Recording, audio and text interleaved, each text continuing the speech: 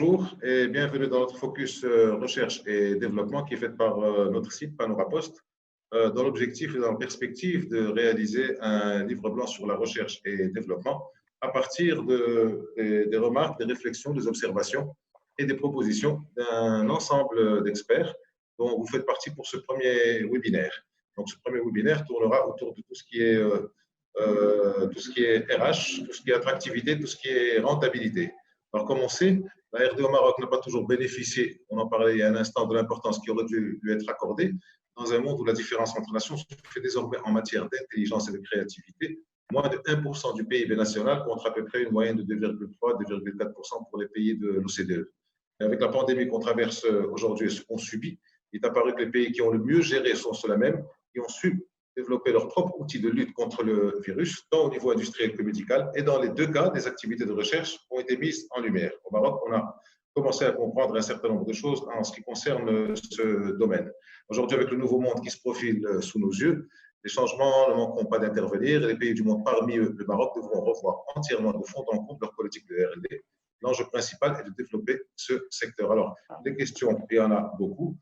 L'état des lieux en matière de R&D, les points faibles et les points forts que le Maroc peut avoir. Je pense qu'il y aura beaucoup plus de points faibles que de points forts. Et comment favoriser et donner un élan fort à cette activité, sachant qu'avant le financement, le plus important est la ressource humaine à former en local, à maintenir, voire à attirer de l'étranger. Alors, pour en débattre avec nous aujourd'hui, vous êtes là, messieurs, avec nous. On va commencer par Si Ahmed Hamouche, qui est, alors vous êtes le directeur de la recherche et de l'innovation au ministère de l'enseignement, de l'éducation nationale, de l'enseignement supérieur, de la recherche scientifique et de la formation professionnelle, je pense. Vous êtes ancien directeur du Centre national pour la recherche scientifique et technique et vous êtes un spécialiste en traitement informatique, traitement de l'informatique et TIC. Alors, bienvenue, Ahmed, et merci d'avoir accepté notre invitation. Merci. C'est Tarek Daouda. Alors, vous êtes licencié, vous avez une licence en maths informatique à l'université Henri Poincaré à Nancy. Vous avez suivi une maîtrise en intelligence artificielle à l'université de Montréal, puis d'un doctorat en bioinformatique à l'Institut de recherche en immunologie et cancérologie. Vous êtes aujourd'hui chercheur postdoctoral affilié à la Harvard Medical School. Vous venez de mettre avec votre équipe un algorithme d'intelligence artificielle qui sert à identifier les fragments de protéines virales qu'il y a sur les cellules infectées. Alors, c'est un processus, un algorithme d'intelligence artificielle. Vous allez nous en parler tout à l'heure si vous voulez. Merci pour votre acceptation aussi et bienvenue avec nous. Chaoukaoui Boutfar, vous êtes docteur d'État de l'Université Qadi Iyad en biotechnologie, actuellement professeur de l'enseignement supérieur et directeur du laboratoire de biotechnologie et bioingénierie et directeur du centre des études doctorales, sciences de l'ingénieur à l'Université Qadi Iyad. Vous avez été aussi vice-président de cette même université et vice-doyen de la fac de sciences et techniques de Marrakech, ma ville. Et Hassan Ardouane, last but not least, vous êtes consultant, vous êtes architecte de formation, vous êtes enseignant, consultant donc en architecture. Vous êtes actuellement directeur du centre d'études doctorales à l'université Mohamed VI Polytechnique de Belgrade et directeur de l'école d'architecture au sein de la même UM6P. Merci à vous aussi d'être avec nous. On passe directement au vif du sujet. Comme je vous ai dit, l'émission, donc le webinaire se scindra en deux grands thèmes, deux grandes questions. Un, état des lieux. Deux, que faire pour remédier. On a commencé à en parler avant l'émission. On commence par Sidi Tarek Daouda, donc comme je disais tout à l'heure, le plus jeune d'entre nous, et puis celui qui n'est pas ici, donc parle à partir de Montréal. Donc vous êtes un jeune Marocain qui est parti sur 3 pays pour faire et parfaire sa formation. Vous êtes spécialisé donc en intelligence artificielle dans le domaine médical. Si vous deviez présenter les lieux de la RD au Maroc, que diriez-vous? Et peut-être aussi, pourquoi ne pas rester ici, simplement? Okay. À vous, c'est Tarek. Vous avez à peu près 8 à 10 minutes, je vous préviendrai quand vous serez à 8 minutes. D'accord. Donc, j'ai quitté le Maroc pour faire des études, mais le Maroc que j'ai quitté est différent du Maroc d'aujourd'hui. J'ai quitté le Maroc en 2004 pour faire une licence en mathématiques informatiques, comme vous l'avez dit. Mais il est vrai que mon but a toujours été de faire de la recherche. Et donc ça, c'est aussi la raison pour laquelle j'avais quitté le Maroc de 2000. C'est que je voulais commencer à faire de la recherche, faire une carrière en recherche. C'est ce qui m'a conduit de la licence à aller à Montréal, au Canada, parce que justement la maîtrise la maîtrise en France et la maîtrise à l'Université de Montréal sont très différentes. La maîtrise à l'Université de Montréal contient beaucoup plus de recherche. C'est 6 mois de cours et 1 an et demi de recherche minimum. Et contrairement en France où c'est pratiquement que des cours et peut-être un 6 mois de stage.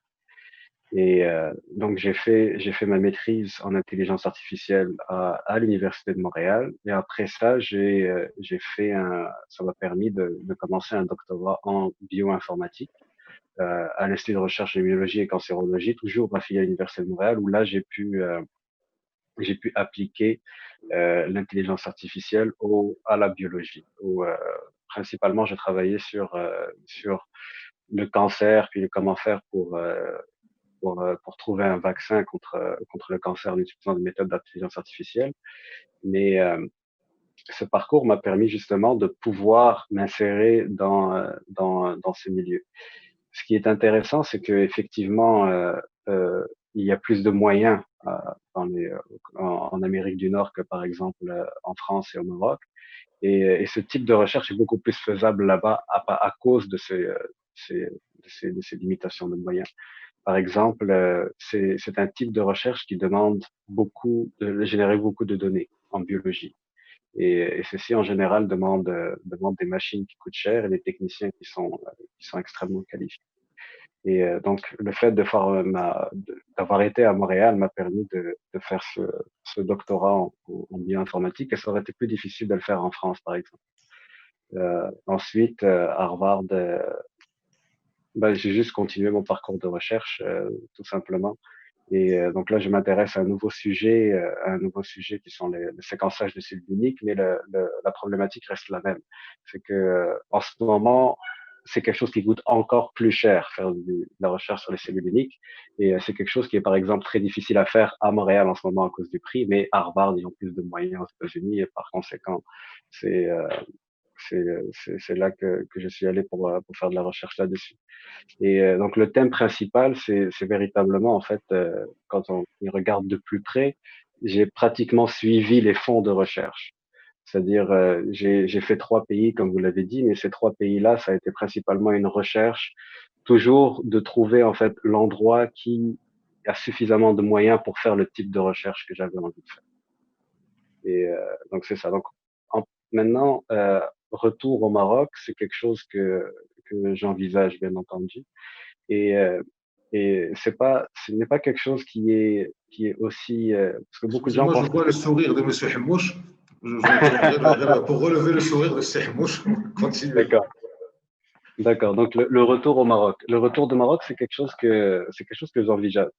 Et d'autant plus que le type de recherche que j'ai fait en intelligence artificielle n'est pas aussi dispendieux que ce que les gens pourraient imaginer. C'est que la différence, c'est que le monde a beaucoup évolué entre-temps. Et ce qui coûte cher, c'est véritablement générer les données. Ça coûte extrêmement cher de générer des données. Une machine peut coûter jusqu'à 250 000 $, un échantillon peut coûter jusqu'à 10 000 $. Et il faut il faut beaucoup d'échantillons. Donc c'est des coûts qui se comptent en millions de dollars. Mais l'avantage du monde de 2020, c'est que la plupart beaucoup d'informations sont publiques maintenant. Parce que la plupart des journaux scientifiques demandent que les données soient mises publiques à la soumission. C'est-à-dire à la publication, il faut que les données soient publiques. Et ceci crée une situation différente où il est aujourd'hui possible d'accéder à beaucoup de données qui sont publiquement répertoriées, classées, de bonne qualité, et sur lesquelles on peut faire de la recherche, et qui sont gratuites. Donc, de ce point de vue-là, c'est ce qui est intéressant, c'est que de ce point de vue-là, le retour au Maroc devient beaucoup plus envisageable, parce que les coûts les millions et les millions de dollars, c'est vraiment la génération des données. La recherche de l'intelligence artificielle, elle ne coûte pas des millions de dollars, elle coûte beaucoup moins cher, des ordres de grandeur moins cher. Et c'est quelque chose que le Maroc pourrait, à mon avis, pourrait se permettre et se démarquer. C'est un sujet que le Maroc pourrait, un secteur de la recherche et développement dans lequel le Maroc pourrait se démarquer. Mais aujourd'hui, actuellement, quelle est votre lecture de la recherche et développement au Maroc? Qu'est-ce qui se passe? Pourquoi ça ne marche pas? Pourquoi justement il y a beaucoup de monde qui part et pas beaucoup de monde qui arrive? C'est une bonne question. le système marocain est assez difficile à naviguer de l'extérieur aussi. C'est-à-dire que c'est très difficile de savoir qu'est-ce qui, pour quelqu'un qui veut rentrer, c'est difficile d'avoir recours à de l'information parce que il n'y a pas, par exemple, d'entité, par exemple, fédératrice de la recherche scientifique et des universités qui répertorierait l'information, par exemple. Donc, ça devient un travail de recherche justement pour trouver comment se passe la recherche au Maroc, qui est beaucoup plus long que pour un autre pays, par exemple. Euh, Ensuite, donc ça fait qu'il n'y a pas beaucoup de visibilité de la part de l'extérieur. Ensuite, la recherche, c'est quelque chose, c'est un sujet compliqué. C'est aussi un sujet le financement y est pour beaucoup. Et donc, le financement au Maroc a l'air très inspiré, par exemple, de comment se passe le financement en France, par exemple. Et je sais que les Français sont en train de penser à comment moderniser leur système. Donc, il y a plusieurs choses qui à mon avis, rendent les choses un peu compliquées, mais surtout, le gros problème que je dirais, c'est surtout le manque de visibilité de l'extérieur. Donc, c'est très difficile de voir qu'est-ce qui se passe au Maroc au niveau de recherche quand on n'est pas au Maroc.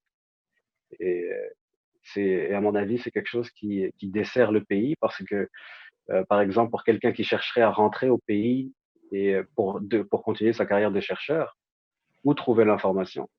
À qui, où trouver, quelles universités travaillent sur quel sujet, par exemple.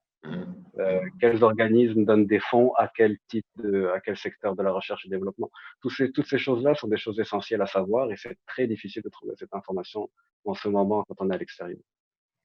Alors, justement, donc, si je comprends bien, c'est entre le problème du financement auquel on peut trouver une solution parce que le financement n'est pas véritablement le problème, si j'ai bien compris, il y a aussi le fait qu'il n'y a pas un organisme centralisateur, un organisme fédérateur qui Oui, puisse d'abord coordonner les recherches qu'il y a et deuxièmement offrir de la visibilité et offrir de l'information. Alors, justement, c'est Chakraoui Moutfal, on en parlait longuement quand on préparait l'émission. Vous êtes en plein cœur donc, de la recherche, en plein cœur de l'enseignement.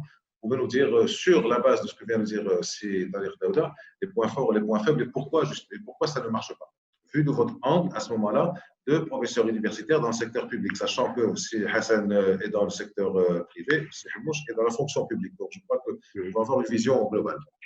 On vous écoute.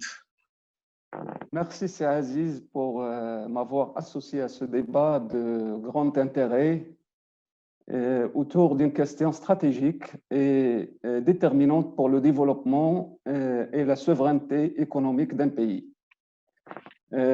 Comme vous l'avez souligné tout à l'heure, la crise liée à la pandémie était un excellent révélateur de l'importance de la recherche et des développements pour une nation.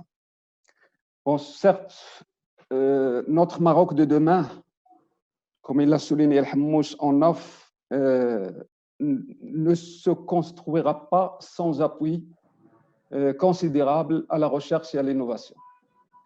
Et on le sait, le Maroc connaît aujourd'hui un développement sans précédent dans de nombreux secteurs de l'activité économique et sociale.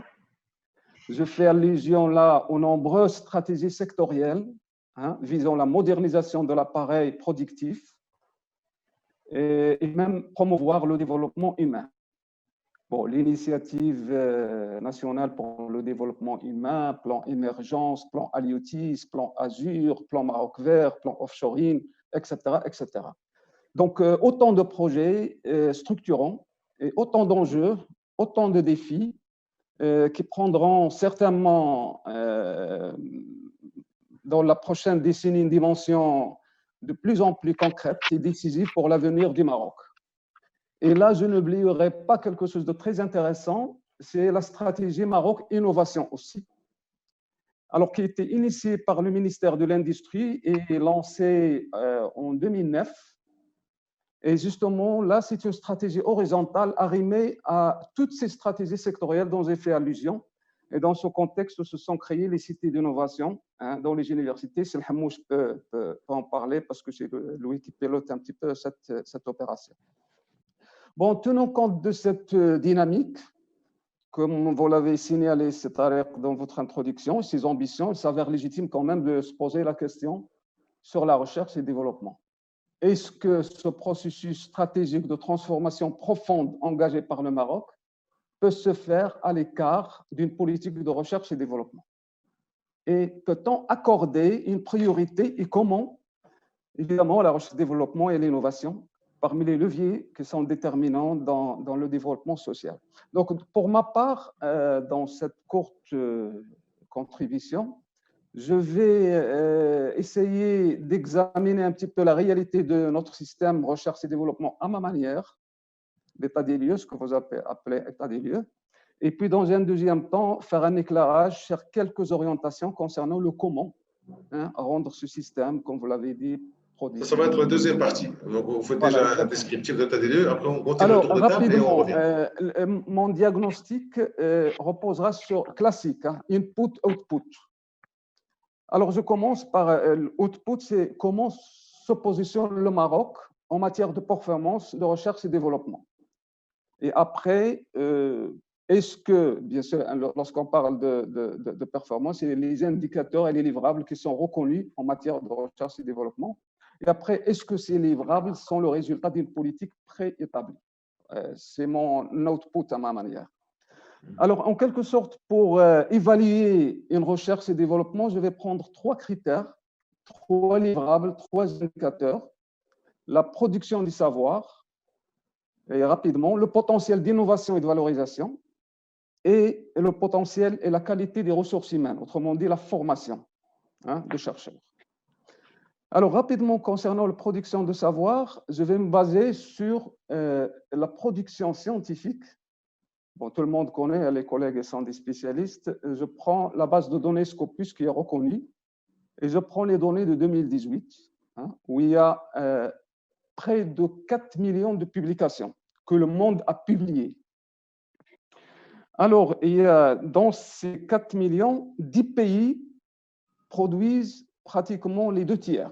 Ils produisent plus de 100 publications par pays.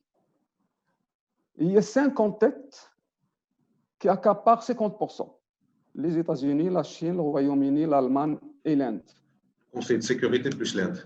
Voilà. La France, comme il a souligné Aziz, c'est Tariq, il vient en 7e position avec seulement 3% de la production mondiale. Et le Maroc à 0,2%, tout simplement. Donc, voilà notre position, autour de 7000 publications, tout simplement. Mais quelque chose d'intéressant, quand même de fondamental à signaler, c'est qu'on a triplé notre production en 10 ans. C'est quelque chose de très intéressant. À l'échelle de l'Afrique, on est classé 6e. Après l'Afrique du Sud, l'Égypte, le Nigeria, la Tunisie et l'Algérie. Et on vient juste avant l'Éthiopie et le Kenya. Sur le plan mondial, on est classé 58. L'Afrique 29, avec 4 fois de production que nous. Et l'Égypte 35e, avec 3 fois plus de production que nous. Moi, je ne veux pas me comparer, franchement, comparer le Maroc à une échelle africaine ou régionale, parce que le Maroc, quand même, a inscrit et investi une politique de grande envergure autour du développement économique et développement social. Et si c'est à comparer avec des pays similaires, comme la Turquie, la Malaisie, le Singapour ou l'Iran, avec les mêmes potentialités. Et ils sont loin. L'Iran, c'est 9 fois plus de production. La Turquie, c'est 7 fois. La Malaisie, 5 fois. Et le Singapour, 3 fois. Il est à remarquer que la production scientifique, d'une manière générale, n'est pas liée à l'effectif de la population, mais plutôt, bon, ça c'est banal, au pourcentage du PIB consacré à la recherche et au développement. Bon, je rentre un petit peu dans les domaines, par domaine. Là aussi, on n'excelle pas par rapport aux pays qui nous dépassent. On est largement dépassé par l'Arabie saoudite, ça, pas question. Et même le Kenya nous dépasse dans certains domaines, comme les sciences de la vie et les sciences sociales. Bon, si je prends maintenant, parce qu'il ne suffit pas de produire, de publier, mais il faut impacter la science, impacter le savoir. C'est le nombre de citations.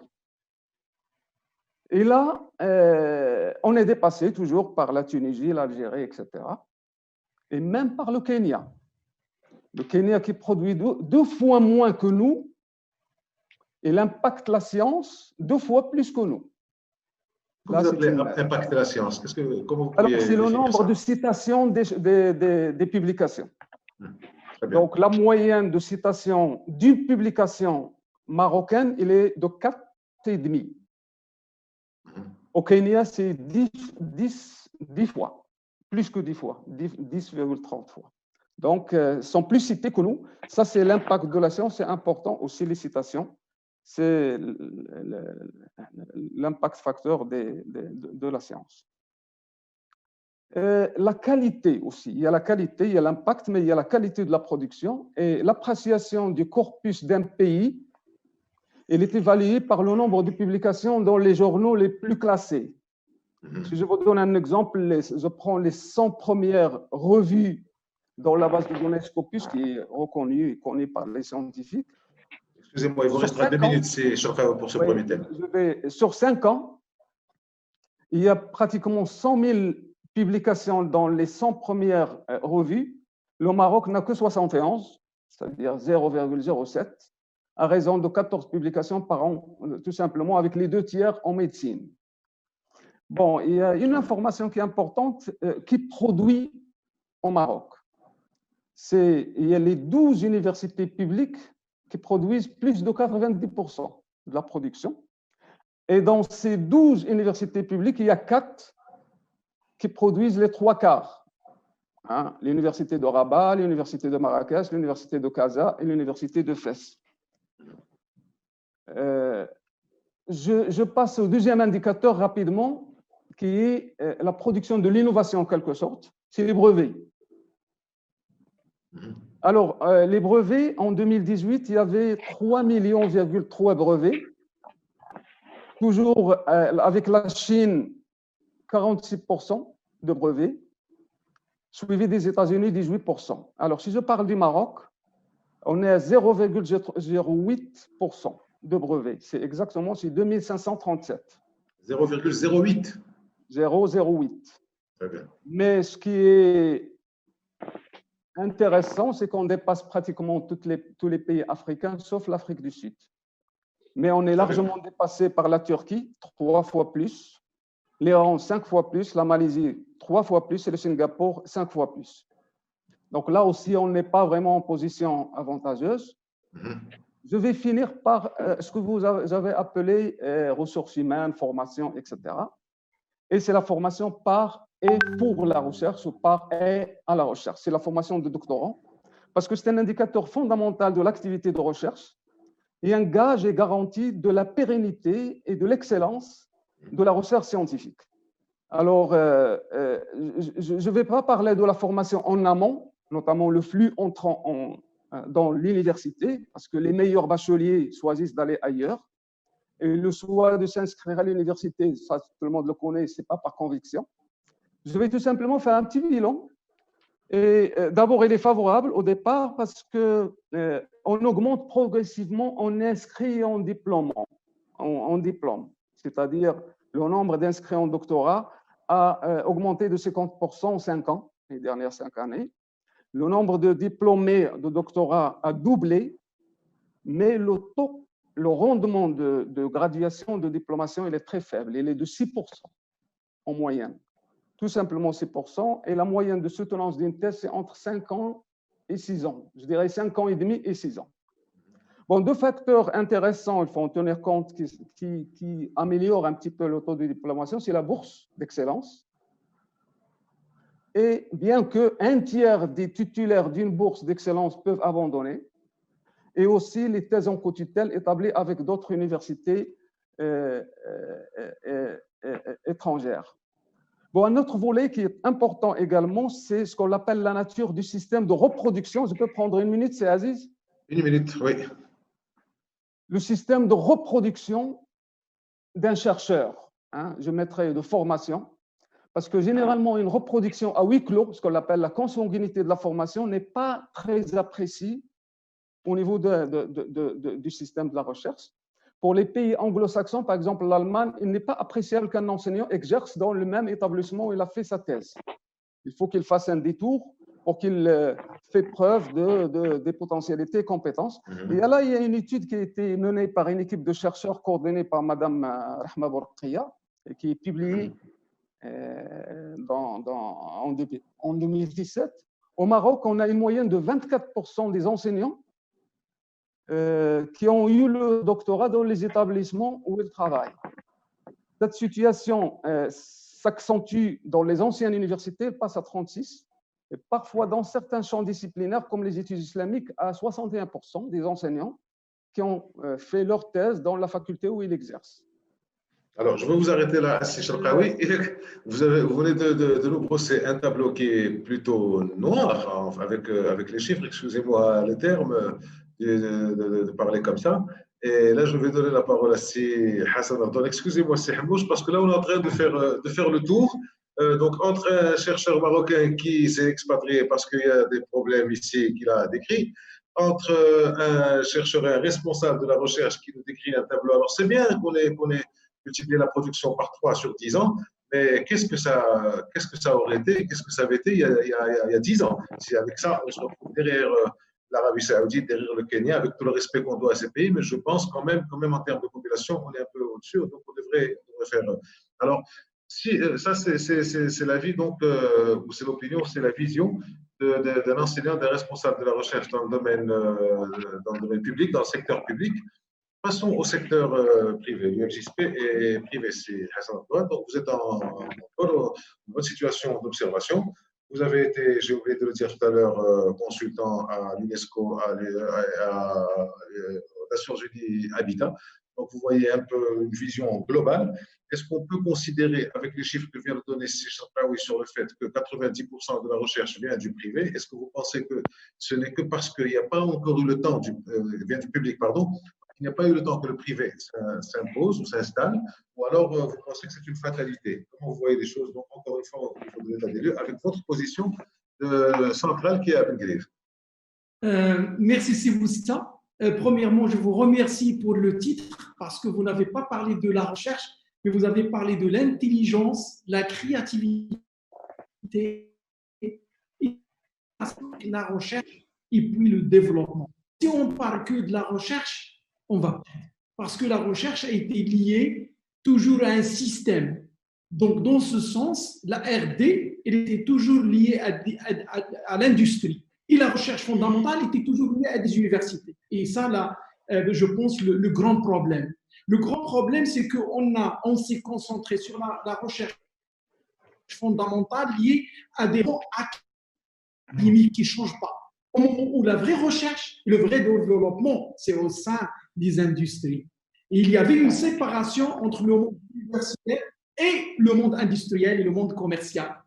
Avant de parler de l'UMCXP, je vais parler de moi-même. Ce n'est pas dans le sens de show-off, mais je vous dis que j'ai été formé à l'École nationale d'architecture en tant qu'architecte, mais j'ai vécu 5 ans en Angleterre pour faire mon master's à l'Institut Manchar, et puis aller vers les États-Unis grâce à Fulbright pour faire mon deuxième master et mon PhD en architecture and city planning, la planification urbaine et territoriale à l'Université de Pennsylvanie aux États-Unis. Après, j'ai vécu 5 ans aux Émirats et j'ai vu le modèle des universités qui sont autour de l'industrie. Le Maroc a 100 ans de présence en matière d'université, mais on a des pays du Golfe qui ont entré en compétition. Pourquoi?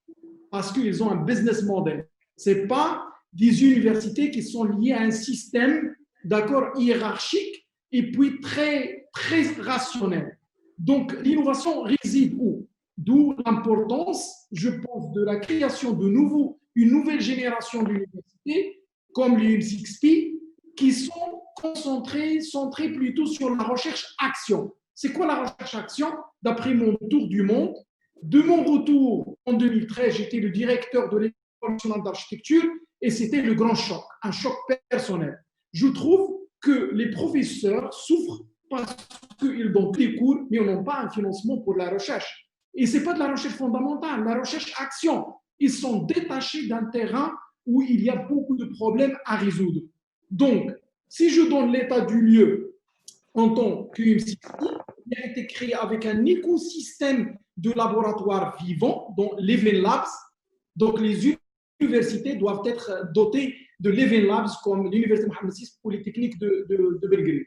Donc, il y a la ferme expérimentale, il y a la mine expérimentale, il y a les villes smart et les villes durables, il y a bien sûr tout ce qui concerne l'industrie, le management d'industrie qui est lié à l'écosystème de l'OCP, quoique ce modèle de l'UM6P au début n'était pas clair, parce que le système ne peut pas reconnaître un système très innovant qui n'est pas lié à des postes. Il est lié plutôt à des agendas de recherche. Il est lié à des attentes. Et dans ce sens, si je cite maintenant la crise de la recherche scientifique au Maroc, je vais dire le suivant. Et je ne veux pas lier un laboratoire autour de la recherche fondamentale qui est importante. Il faut pas que je fais des erreurs. Non, la recherche fondamentale est importante, mais la recherche-action, c'est ça ce que vous êtes en train de souligner, c'est le stade où il y a de l'intelligence et de la créativité. Où résident les problèmes au Maroc? Les universités sont détachées de l'industrie et du monde commercial. Deux, les universités, d'ailleurs, il y a un problème entre cette notion de développement liée à la recherche. Dans des pays comme la Suisse ou d'autres pays en Europe, l'impact du chercheur dans une université, il est mesuré par ces journaux indexés dont le projet a été réalisé. Ce n'est pas dans un chercheur. Je ne suis pas en train de critiquer les full professeurs ou les professeurs d'enseignement supérieur. Si tu as 300 publications dans des journaux indexés avec un impact H-index, mais tu n'as réalisé aucun projet de ces publications. Et le reste des publications dans l'archive, quoique ils sont très importants à construire le savoir, parce que le savoir, il est lié à une série de constructions, de théories et tout ça, c'est très important. Mais à un certain moment, pour le bien national, on dit, attention, comme dans le cas de Covid-19, tout d'un coup, tous nos chercheurs, ils sont orientés à chercher une solution, une solution, des milliers de solutions qui ont été bien sûr stimulées par le Covid-19. On doit être toujours dans cette situation d'urgence. Où sont les vrais problèmes du Maroc pour les résoudre par ces chercheurs et métamorphoser le mindset du chercheur de sortir de son laboratoire et de son confort universitaire et d'aller prendre le risque. Parce que le chercheur aux États-Unis, c'est un établissement lui-même. Parce que s'il ne génère pas de fonds de recherche, il n'a aucune valeur. Et même sa promotion, il est lié à combien d'argent il a décroché par rapport aux industries, par rapport au commercial. Vous allez me dire, mais le Maroc, les États-Unis, mais il y a des pays comme Singapour, comme plusieurs d'autres pays où l'économie du savoir est devenue le premier. Je pense le Maroc.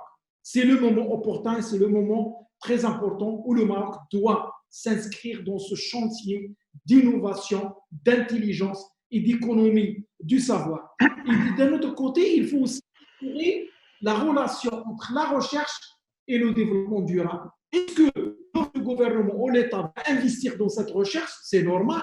Si l'État ne voit pas l'intérêt direct de cette recherche, il va dire mais pourquoi je vais financer ce monsieur qui font de la recherche? Donc il faut même changer la définition de quoi la recherche vis-à-vis des policy makers, donc des politiciens, des décideurs, etc. Donc il y a un malentendu entre le changing mindset et changing paradigm. Donc lorsqu'on parle de la recherche-action, on parle de l'industrie automobile, on parle de l'industrie aéronautique. Comme le cas par exemple de l'université où je suis fier parce que je suis aussi fier du système public. Il a donné des fruits, il a donné des résultats. Moi-même, je suis diplômé d'une école supérieure publique. Mais, s'il vous plaît, c'est le moment, on est 2020, on doit repenser la recherche-action autour des level labs où l'étudiant, le doctorant, il est au centre. Et d'ailleurs, quand j'étais à l'ENA, je n'ai pas trouvé une école doctorale autour de l'architecture et la planification urbaine. Et d'ailleurs, avec ce ministre, ils m'ont donné l'équivalence d'un PhD que j'ai eu en architecture et urban planning. Il m'a dit, la commission d'équivalence m'a dit, est-ce que tu veux un doctorat en géographie. On n'a pas la même. Mais c'est incroyable. J'ai dit au ministre, mais c'est pas. Il m'a dit, est-ce que tu peux créer un centre d'études doctorales en architecture et planification urbaine? J'ai dit oui. Après 3 mois, j'ai créé le premier centre des doctorants. Et d'ailleurs, avec la loi 0100, le professeur assistant doit avoir un doctorat. Toutes les écoles d'architecture et les écoles d'ingénieurs au Maroc, ils souffrent parce que les ingénieurs, dans le monde francophone, ingénieurs, architectes, le médecin, c'est des high diplômes. Et on a créé 2 minutes, c'est Erdogan. 2 minutes, s'il vous plaît. Seulement pour terminer, donc, dans l'écosystème de l'UM6P, l'Université Mohammed VI Polytechnique, j'ai créé le premier centre doctoral interdisciplinaire au Maroc grâce aux collaborateurs et tous les programmes libres de l'UM6P. Quoique j'ai sorti un peu de l'architecture, mais je suis plutôt maintenant dans les territoires, les ressources, l'innovation, la durabilité et la résilience. Donc voilà, il faut choisir des créneaux stratégiques à l'échelle nationale. Il lancer un chantier, ce n'est pas de réforme. Moi, je n'aime pas ce mot réforme. La réforme va mener à une autre réforme. Donc, innover le système pour créer des catalyseurs, d'aller vers un impact direct de la recherche-action. Et dans ce sens, les politiciens, les décideurs, les entreprises, l'industrie vont adhérer à ton projet. Si le projet elle reste toujours lié à des rangs académiques, d'accord, il y a un laboratoire qui n'a pas de financement, c'est ça le résultat. Et même la formation doctorale. Les thèses de doctorat doivent être orientées à l'échelle nationale pour des projets concrets. D'accord. Le dernier point, c'est ça. Par exemple, je vous donne un exemple. Comment on a innové la recherche à l'Université Mohammed VI Polytechnique? Il y a 4 ou 5 créneaux stratégiques de recherche-action. 1. Donc, il y a l'agriculture smart, parce qu'il y a les fertilizers, les engrais et tout ça.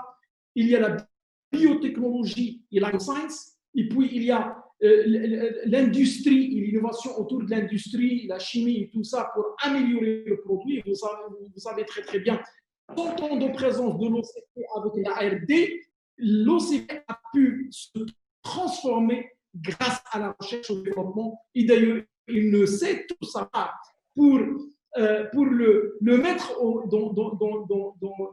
dans le centre d'intérêt de l'Université Mohammed VI. Alors, excusez-moi, c'est Hassan, vous êtes passé à la deuxième question directement. Je vous sens passionné parce qu'effectivement, il y a énormément de choses qui sont faites. Alors maintenant, on va arriver, c'est Ahmed Habouch, je pense aussi les gens présents, très intéressés d'entendre ce que vous allez dire, parce que après avoir entendu les 2 précédents intervenants, je m'arrête une seconde sur ce qu'a dit Hassan. Je me rappelle une chose qu'il a dit qui m'a impacté, la notion de business model. Là on passe sur et le mindset. Donc, on passe sur un autre état d'esprit, sur une autre méthode, sur une autre approche de la recherche qui n'est pas de la recherche et développement, qui n'est pas comme traditionnellement ça avait été le cas il y a longtemps, mais ça reste encore un petit peu un domaine plutôt public qu'autre chose.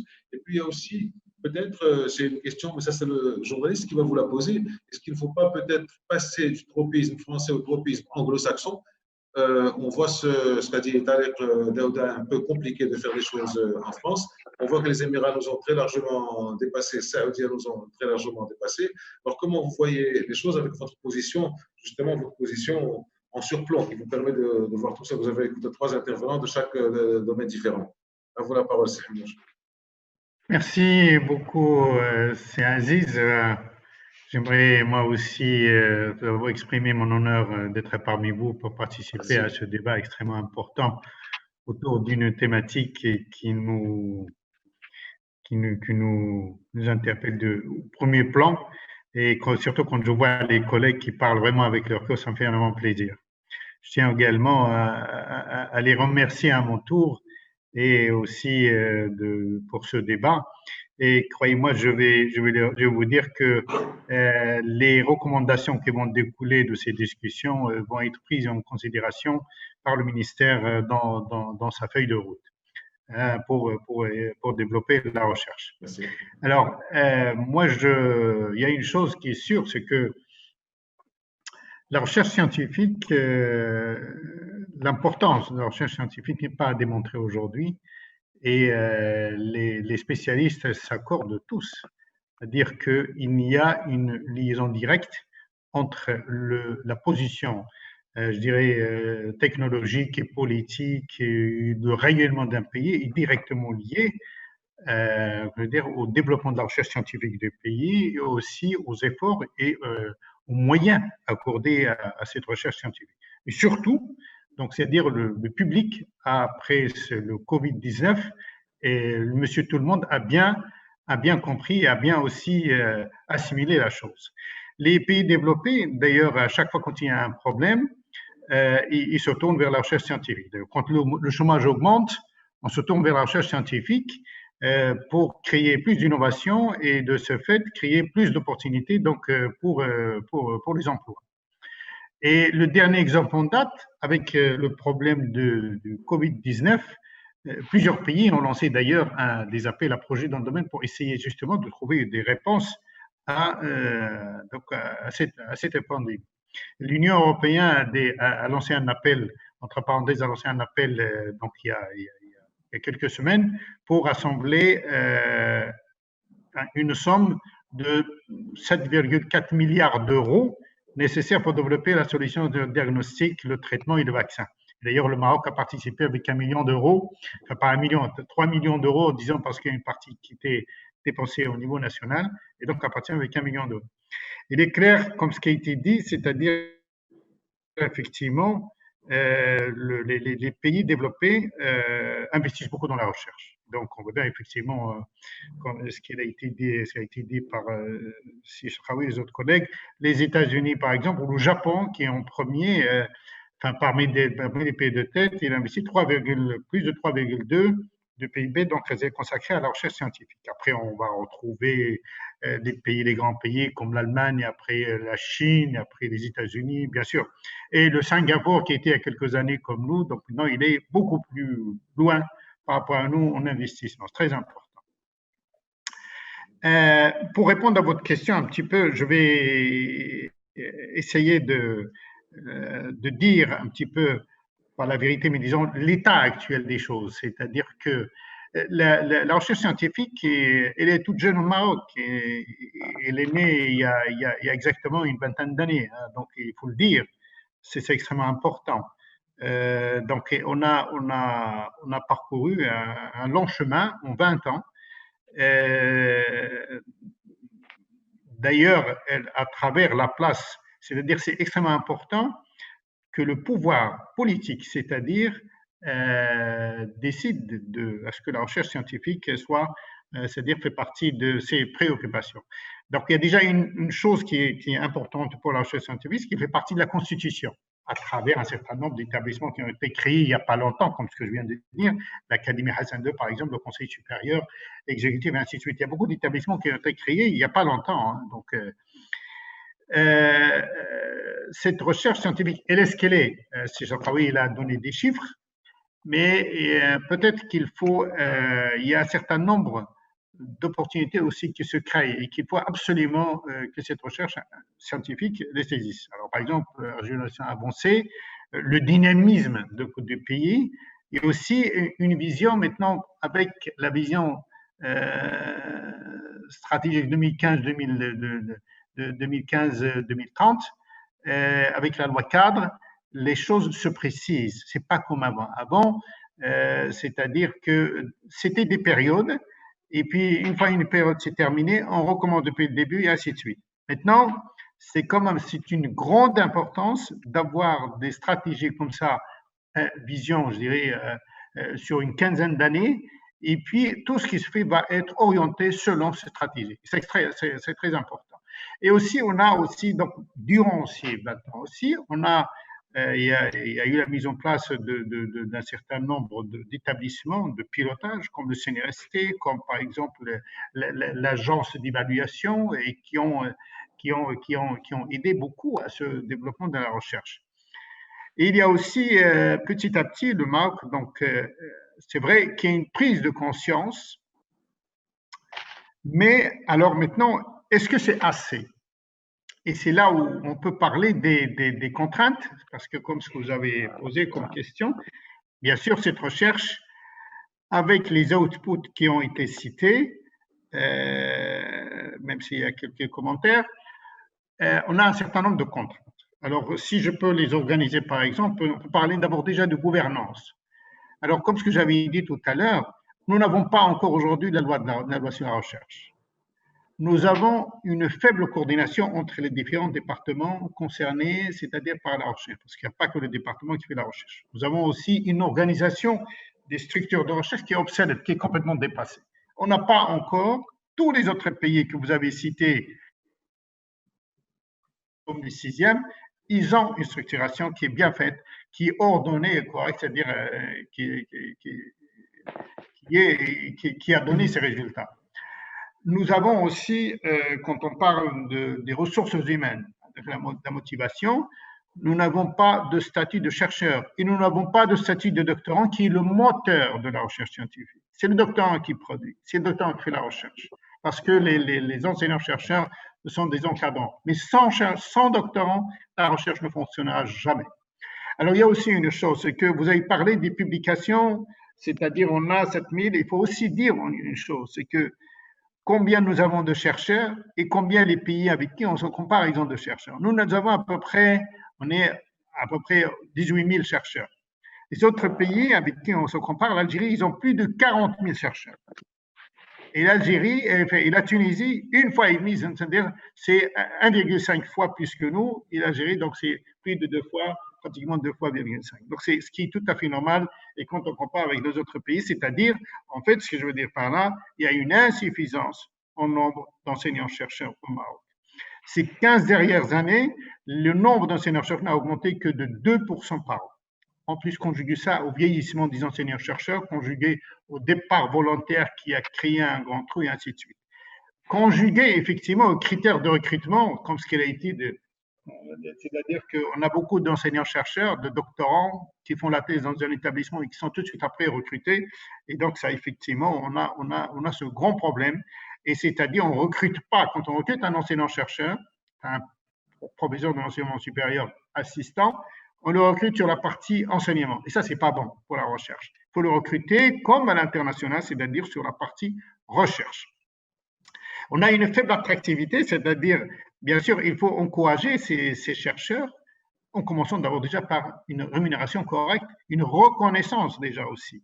Et puis, un espace de travail. Vous avez beaucoup d'enseignants-chercheurs qui n'ont pas de laboratoire, c'est-à-dire, il a le laboratoire carrément dans son cartable et il n'a pas d'endroit où, où faire de la recherche, où s'asseoir carrément. On a aussi cette histoire de disparité entre les enseignants-chercheurs. Alors, je veux dire une chose, aujourd'hui où nous avons… il reste encore un peu moins que 2 minutes, excusez-moi, Saïd. Je vais essayer de donner juste les grandes lignes. On a aujourd'hui 40% des enseignants-chercheurs sont dans le domaine des sciences humaines et sociales. Et ils contribuent avec moins de 13% dans les publications. C'est-à-dire qu'on a 40% qui produisent pratiquement pas, ce qui est extrêmement important à savoir. On a aussi toute la partie, c'est-à-dire tous les enseignants-chercheurs pratiquement dans le grade C, on a plus de 50% qui ne publient plus. Depuis 15 ans, ils n'ont aucun article, ce qui est extrêmement important.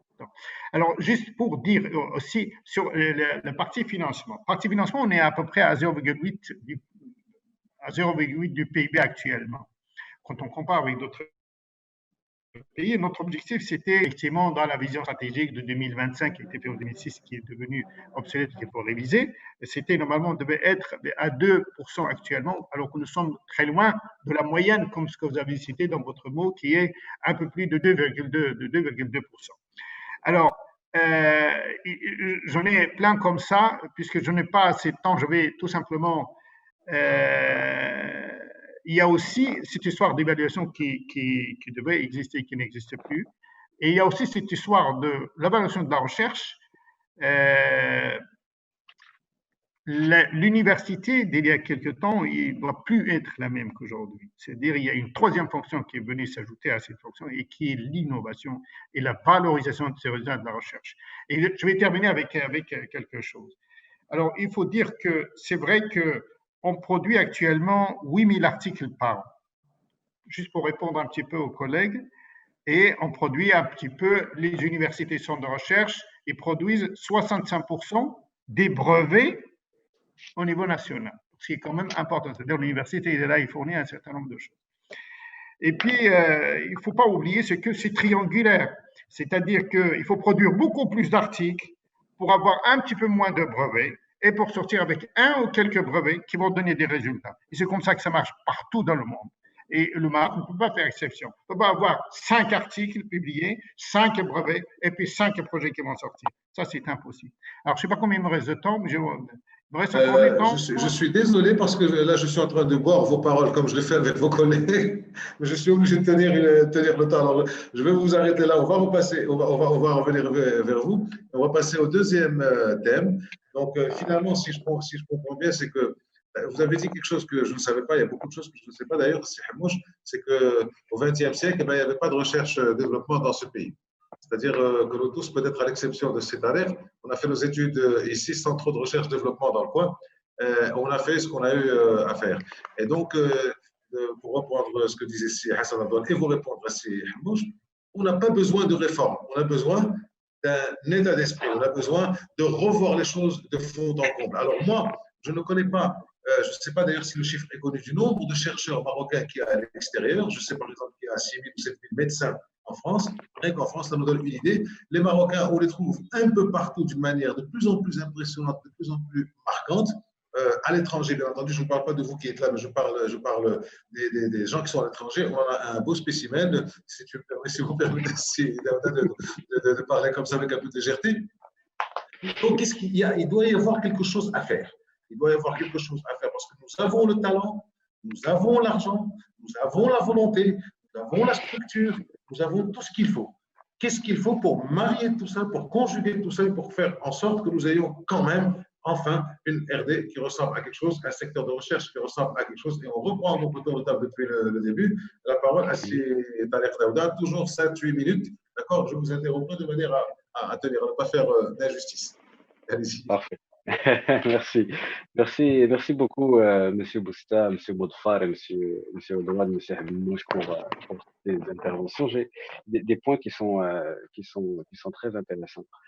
Maintenant, qu'est-ce qu'il faut faire au niveau de il y a plusieurs points que l'on pourrait attaquer, puis comme a dit Monsieur Redouane, c'est principalement une question d'état d'esprit. Donc, par exemple, ce qu'on pourrait faire, c'est que le Maroc pourrait, par exemple, se concentrer sur des secteurs clés, qui seraient des secteurs où avec un haut rendement, par exemple, pour le rayonnement et pour le PIB du pays. Et par exemple, qui dynamiserait l'économie, qui répondrait aux problèmes spécifiques de nos. Ensuite, il y a aussi le point du financement. Le Maroc n'est pas le seul pays au monde à vouloir revoir son financement. Tous les pays du monde en ce moment sont en train de revoir leur financement à la recherche. Parce que si quelque chose, parce que justement, si la crise de Covid a montré quelque chose, c'est que le système universitaire, en ce moment même, n'est pas capable dans tous les pays du monde de répondre à une crise comme celle du Covid.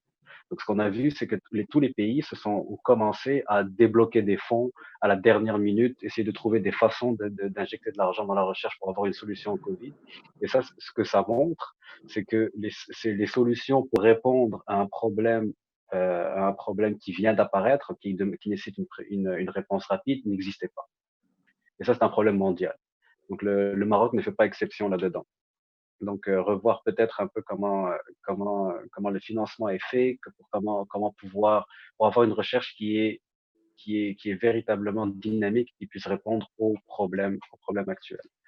Ensuite, il y a aussi le rôle du public et du privé auquel le Maroc pourrait regarder.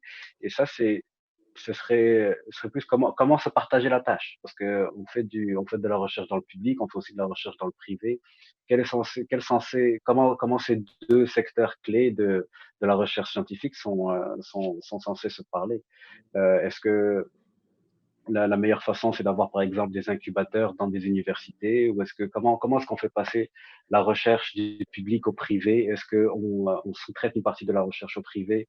Tout ça, ce sont des questions importantes que d'autres pays aussi sont contraints de se poser.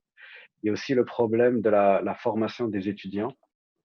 des doctorats en particulier, parce que comme a dit le professeur Hemouche, c'est véritablement les doctorants qui font la plupart de la recherche.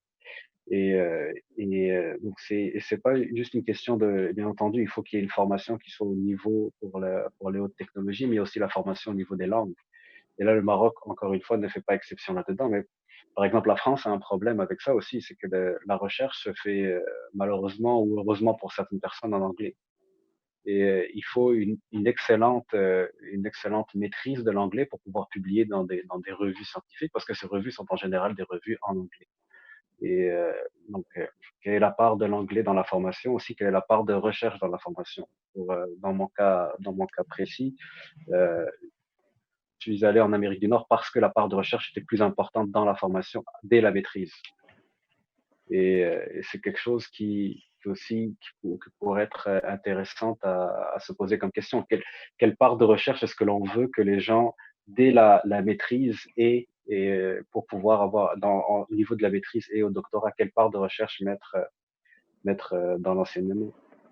Ensuite, évidemment, on a parlé de l'organisme fédérateur, un organisme fédérateur de recherche qui donnerait de l'information, les lignes directrices, qui gérerait le financement, par exemple.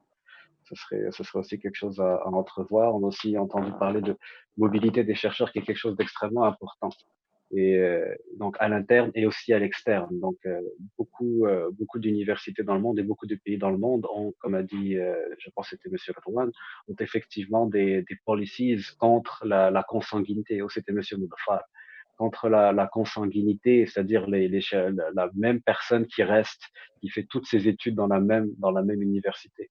Et c'est très important d'avoir cette mobilité-là pour que justement il y ait la recherche puisse se disséminer dans le pays et que les doctorants puissent avoir profité d'expériences multiples. D'un point de vue culturel, il y a aussi le côté hiérarchique qui peut en rebuter beaucoup. Par exemple, si on compare par exemple ce qui se passe en France ou en Amérique du Nord, il n'existe pas d'habilité à diriger la recherche. Donc, une fois que quelqu'un a un doctorat, qu'il était embauché comme chercheur dans une université, cette personne peut tout de suite diriger des étudiants. Et donc c'est aussi une des choses qui, à mon avis, fait que le système anglo-saxon est beaucoup plus dynamique. C'est-à-dire que les chercheurs peuvent directement commencer à avoir un impact sur les doctorants. Entendu aussi, on pourrait aussi suite au point de Monsieur Redouane, ce qui serait intéressant aussi, c'est de donner aussi plus d'autonomie aux chercheurs peut-être. Ça aussi, là encore, je compare le système français au système anglo-saxon, qui sont les deux systèmes que je connais le mieux parce que c'est là où j'ai fait mes études. Euh, Plus d'autonomie au niveau de comment de gérer les fonds, mais aussi de quel projet entreprendre. Par exemple, le système anglo-saxon est un système très peu hiérarchique au niveau de la recherche. C'est-à-dire que chaque chercheur est en fait une institution en lui-même. Chaque laboratoire est à la tête un chercheur et ce chercheur est une institution. Et ce chercheur décide de où il va chercher les fonds et sur quoi il va travailler. Il n'y a pas de système hiérarchique de chercheurs au-dessus de lui. Et ça permet d'avoir, à mon avis, un plus gros dynamisme au niveau de la recherche, beaucoup plus de diversité au niveau de la recherche. Et aussi, ça permettra aussi d'encourager les chercheurs à, à entreprendre des projets qui sont, on va dire en anglais, plus actionable, c'est-à-dire qui répondent aux questions, vraiment aux problématiques que l'on rencontre au pays. Et je pense que c'est un point important. Aussi, il y a quelque chose dont on ne parle pas souvent, qui est le Maroc est un pays qui a des énormes avantages en ce qui concerne sa situation géographique, qui est à cheval entre l'Europe et l'Afrique. Le Maroc est sur le même fuseau horaire que beaucoup de pays européens, juste en face de l'Europe. Et aussi, le Maroc a un avantage extraordinaire qui est de, le polylinguisme de sa population. C'est-à-dire que nous, ici, tous présents ici, nous parlons au moins deux langues, sinon trois. Et c'est quelque chose qui est extrêmement rare dans le monde. Et donc, les Marocains ont cet avantage-là. Et ça, c'est un avantage compétitif qui, à mon avis, est extrêmement intéressant parce que ça permettrait justement au Maroc de pouvoir valoriser les produits de sa recherche à l'étranger, probablement beaucoup plus facilement que pour d'autres pays qui sont unilingues, par exemple, où les gens ont du mal à parler plus qu'une seule langue. Une entreprise marocaine peut très bien avoir alors, c'est très facile de trouver des gens qui parlent couramment espagnol, qui parlent couramment français, qui parlent couramment anglais au Maroc. Oui, Ce qui n'est pas quelque chose de facile, par exemple, en France. tout à fait. Donc, tous ces points-là, à mon avis, sont des secteurs sur lesquels on pourrait commencer une réflexion et qui, à mon avis, auraient potentiellement un impact très positif sur la recherche et le développement du Maroc. Alors, voilà un panorama général. Donc, il parle de. Non, moi, je ne suis pas scientifique, mais j'ai un peu impacté à ce que vous avez dit sur le côté hiérarchique de la recherche chez les anglo-saxons, chez les Français. Les anglo-saxons sont sociologiquement, enfin, sont protestants. Donc, il y a moins de hiérarchie. Ils ont un peu moins, ça n'engage que moi, et ils ont un peu moins de problèmes. D'ailleurs, même quand on va au niveau de leur structuration politique, c'est un état d'esprit finalement qui est chez eux, qu'on peut retrouver en plus de la simplicité de la langue. Mais vous avez parlé de quelque chose que je ne connaissais pas, enfin, que je viens de remarquer sur le plurilinguisme marocain. On parle plusieurs langues. Il y a une certaine facilité. Moi, personnellement, je parle un peu anglais, donc j'ai deux langues.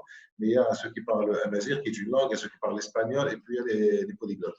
Donc là, vous avez dressé un panorama très intéressant de ce qu'il y aurait moyen de faire sur la base de ce que vous voyez, de ce qui ne se passe pas ici. Alors, si Chapraoui, vous êtes dans l'une des meilleures universités. Une dernière chose, Monsieur Boustek, excusez-moi, j'ajouterai juste une dernière chose. Effectivement, si on regarde la moyenne de l'OCDE, la moyenne est à peu près à 2,3, 2,4 au niveau de ce qui est investi dans la recherche. Mais je pense que post-Covid, cette moyenne va monter. Oui. Et donc, il ne faudrait pas se fier à ce 2,3, 2,4. Je pense que les pays vont investir beaucoup plus en recherche. Et par exemple, on pourrait donner l'exemple de la Corée du Sud qui est déjà à 4,5, je pense. Oui, c'est ça. 4,5 du PIB. 4,24. 4,5. Donc, on va considérer que la recherche est un produit qu'on vend. C'est de l'argent. On investit de l'argent. Bon, on va faire ça. Je suis économiste de formation. On investit de l'argent. Et comme a dit un des intervenants, on ne peut pas. Je pense que ce n'est pas parce qu'il y a 5 écrits qui ont fait que 5 écrits vont avoir du succès. Mais c'est une question de rentabilité. Alors, oui, merci. Vous avez fini? Non. Oui, mais vous avez raison. La recherche, on vend du rayonnement. Voilà. On vend du rayonnement, on vend aussi du produit avec contre-monnaie sonnante et trébuchante. Alors, on passe à on continue notre tour de table. Vous êtes donc l'un des plus hauts responsables de l'une des plus prestigieuses universités marocaines, qui est aussi connue au plan mondial, au plan africain, au plan mondial, avec des collaborations avec la NASA. Il y a quand même beaucoup de choses qui ont été faites dans cette université. Qu'est-ce qu'il faut faire pour arranger, pour améliorer notre secteur R&D, notre domaine R&D, selon vous? Merci, c'est Aziz. Justement, si je prends un peu comme exemple l'université ou même mon expérience personnelle, évidemment, je vais revenir à un point, c'est que c'est vrai, il y a une dynamique, il y a une prise de conscience. On ne va pas inventer la roue. Je crois qu'on est d'accord sur la finalité un petit peu de la recherche-développement. Serdouane a parlé un petit peu de l'expérience de l'université Ben Guerir. C'est vrai, il y a recherche, développement et action. Il y a une vision, on suit un petit peu avec intérêt ce modèle-là, même s'il n'y a pas vraiment assez de recul pour en tirer des conclusions. Alors, Hamouche, il a souligné qu'il y a plusieurs actions qui ont été entreprises depuis. On est récent sur le domaine de la recherche. C'est vrai, il y a même des actions stratégiques qui ont été prises au Maroc. Et même le PIB, on n'est pas mauvais. Même au niveau PIB, par rapport à d'autres pays que j'ai cités tout à l'heure, on n'est pas mauvais. On est proche de 1. Même l'Afrique du Sud, il est à 0,82. Hein. Même la Turquie, c'est même pas 1. Ce qui fait même au niveau de PIB, on n'est pas mauvais. Si on rajoute ça, je ne sais pas, est-ce que les salaires sont comptabilisés ou non? Si on rajoute la forte contribution dans l'OCP, justement à l'université polytechnique, Mohamed VI Polytechnique, je crois que notre PIB, il est acceptable, à mon avis. Donc, c'est question de gouvernance. Il y a beaucoup d'actions qui ont été entreprises. La création du comité interministériel permanent, Hamouchi a parlé de l'interaction entre les ministères. Ça, c'est quelque chose de très positif. Je crois que c'était en 2001, si je me souviens. 2003. 2003, pardon. La création du Fonds national de financement de la recherche scientifique et du développement technologique, c'est quelque chose de stratégique. L'organisation, la structuration du système national et d'innovation, il y a des actions, on en parlera parce que vous l'avez souligné, c'est la loi qui manque. La fixation des priorités nationales, Sardouane il a dit, il faut fixer, etc. Ça a été fixé. On fixe des thématiques sociétales avec des objectifs structurels, etc. Mais la politique, il est là, il est affiché. Est-ce qu'il est opérationnel? Est-ce qu'il est traduit?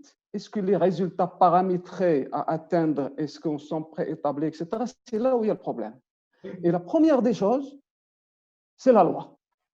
Il n'y a pas de loi qui régule un peu tout ça. D'ailleurs, bizarrement, la loi 0100 de 2000 ne fait pas allusion à la recherche.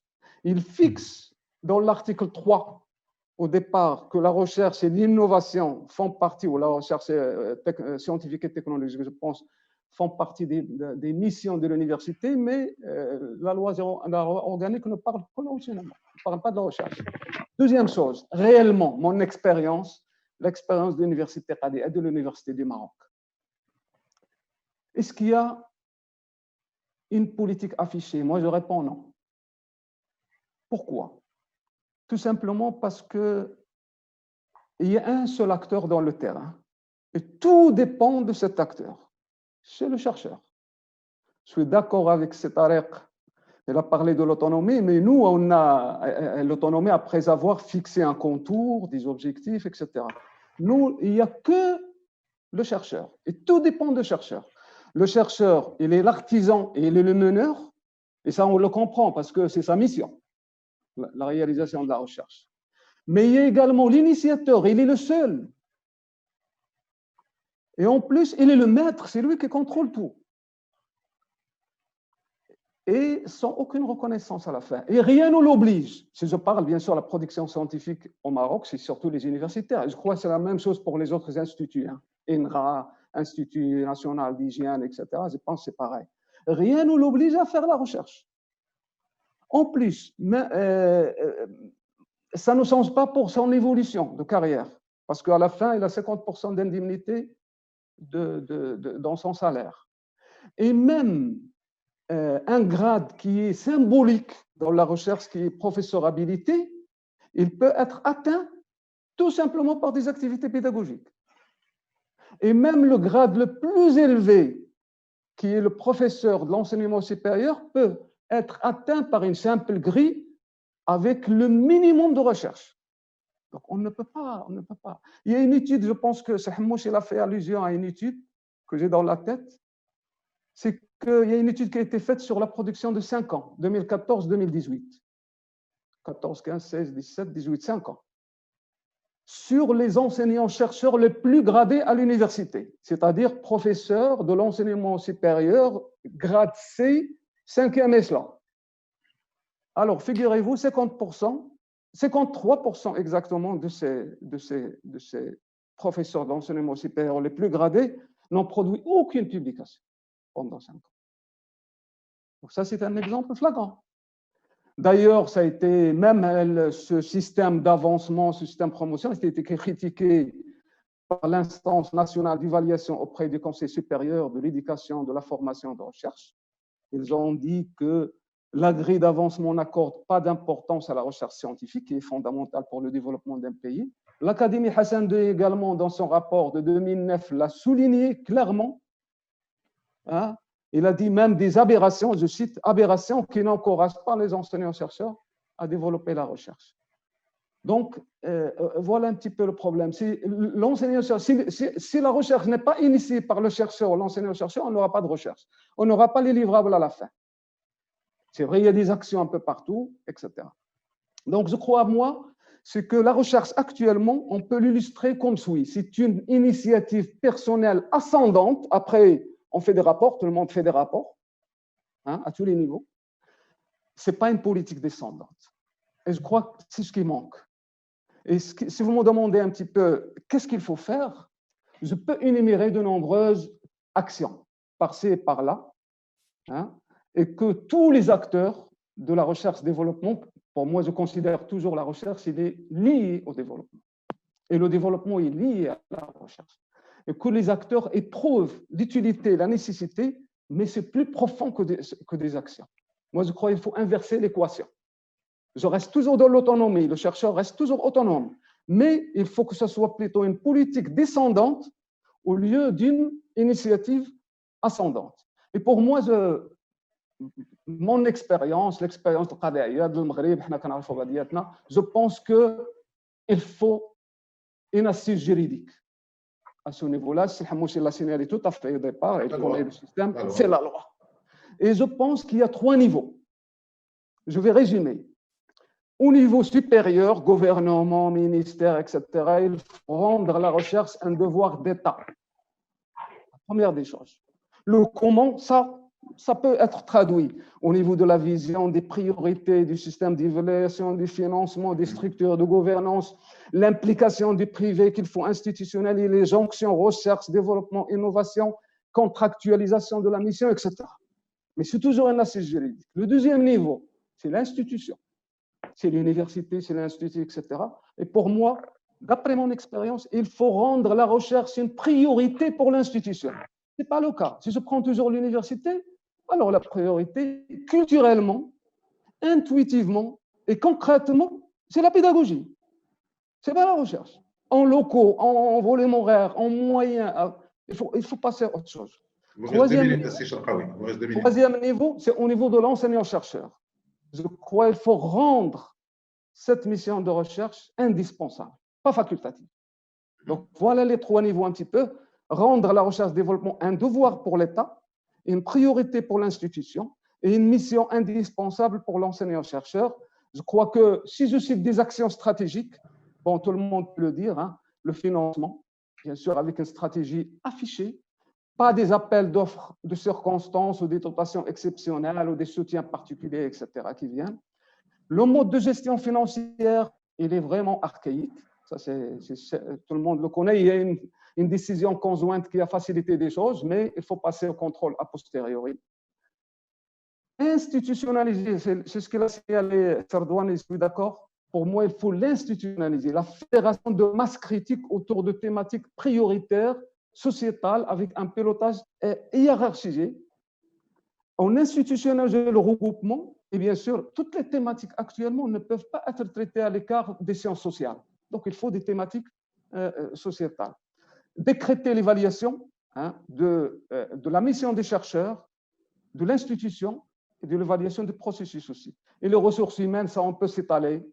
Le statut de l'enseignant-chercheur, le statut du chercheur, du post-doctorant, de l'étudiant entrepreneur, des techniciens et des ingénieurs, parce que la recherche, ça se fait ça, et institutionnaliser, bien sûr, comme j'ai dit, le privé. Il y a des expériences qui ont réussi à ce propos-là. Voilà, merci, c'est Aziz, et on peut... Oui, c'est Chakraoui. Alors, c'est Hassan Abdouhad. Des 3 conditions qui ont été avancées par c'est Chakraoui, je pense qu'il ne manque à l'UM6P que la loi. Et donc, je pense que vous faites le job. Est-ce que vous vous reconnaissez dans ce qui a été dit par les 2 précédents intervenants sur ce deuxième point? Et si oui, est-ce que vous êtes dans la recherche, développement, dans la recherche, dans la formation des chercheurs, telle que ça devrait être de manière idéale? Oui. Premièrement, si vous, je vous remercie pour le choix de Si Hamouch ou Si Moudfar. Vraiment, je ne suis pas en train de jeter les fleurs.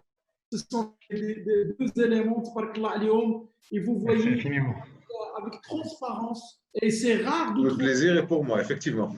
Le Maroc au 20 d'avoir des gens qui exposent pour avoir des vraies solutions.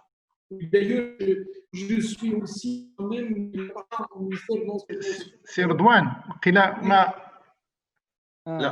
y a une mauvaise réception, une mauvaise connexion, je crois, c'est Hassan. ودابا تسمعوني Ah, bien. Oui. Eh bien, ça va. Jusqu'à présent, ça va. Oui, d'accord. Donc, je remercie les deux. C'est Tariq, bien sûr, to inspire me again and give me fresh air from the US. C'est Tariq.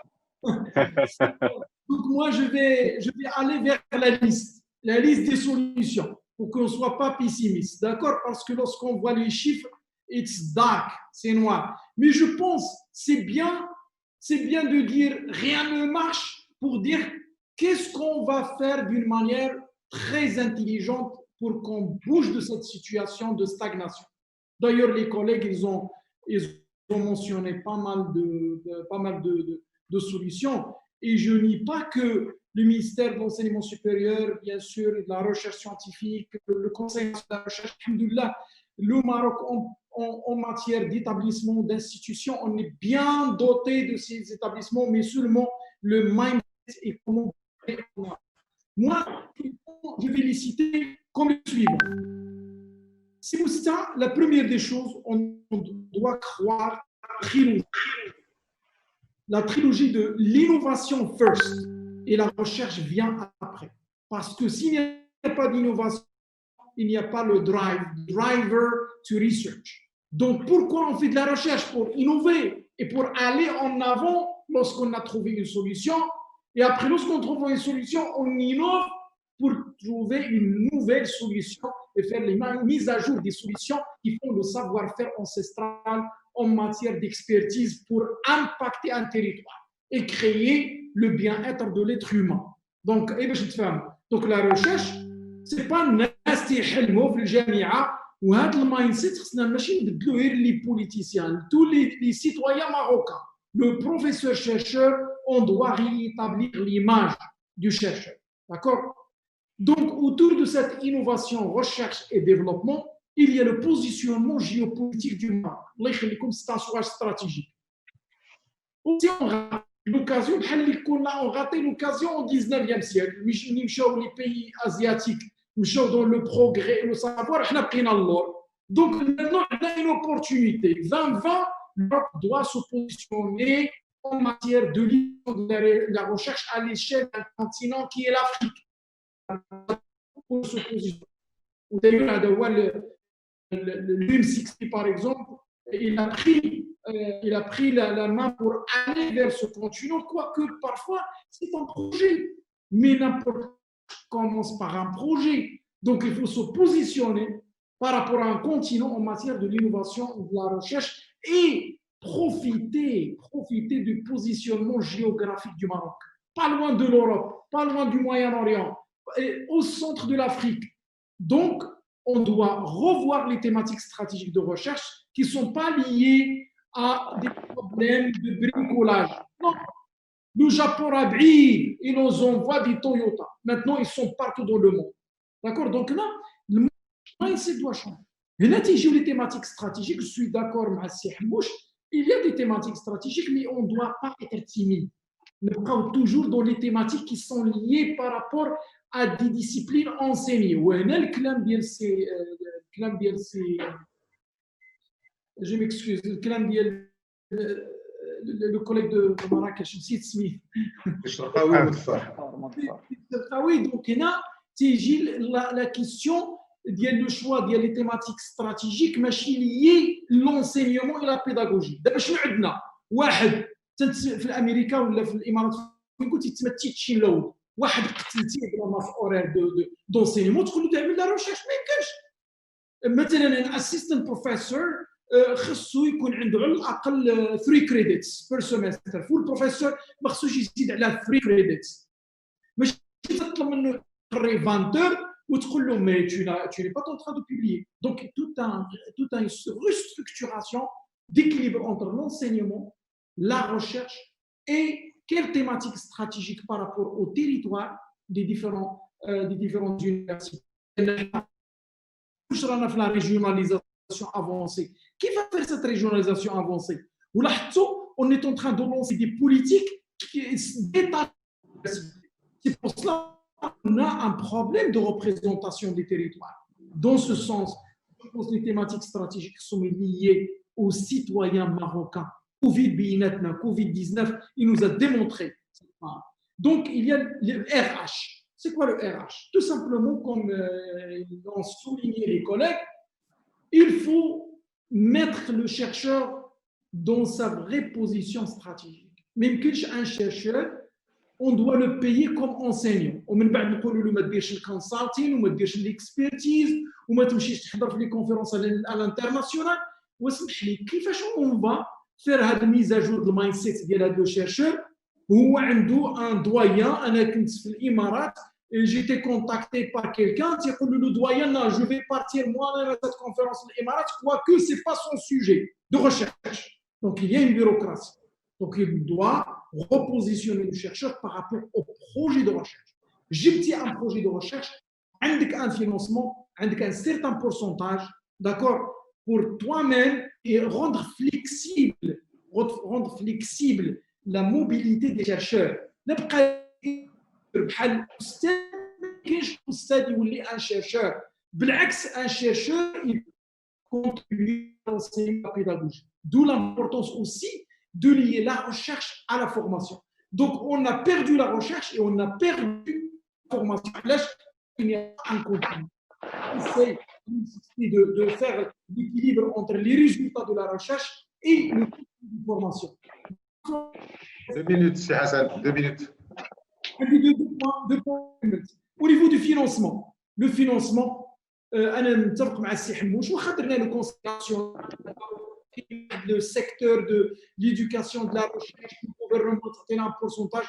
Non, c'est un chantier pour tous les entreprises et il faut restaurer the trust, confiance. Et bien sûr, renforcer les laboratoires dans des universités. L'avant-dernier point, c'est la gouvernance. Et la gouvernance, ce n'est pas de la bureaucratie, c'est la performance. Quelle gouvernance flexible pour avoir une performance en matière de recherche scientifique qui a un impact en lieu de la recherche fondamentale. Et dans ce sens, il faut créer une sorte de distinction entre la recherche fondamentale, la recherche-action, advanced engineering, c'est l'ingénierie avancée et le transfert des technologies. La recherche fondamentale, elle est essentielle. Mais il faut aller aussi dans le transfert de technologie pour faire le retour vers l'ingénierie avancée, la recherche-action ou la recherche-projet. Le dernier point, je pense, c'est les partenariats. Maintenant, c'est on va être d'accord.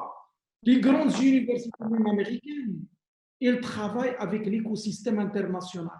On ne peut pas être figé dans une université, dans un territoire, sans qu'il y ait des partenaires stratégiques et ce que le mirroring, un chercheur, par exemple, en partenariat avec MIT, on travaille avec Stanford, OPFL.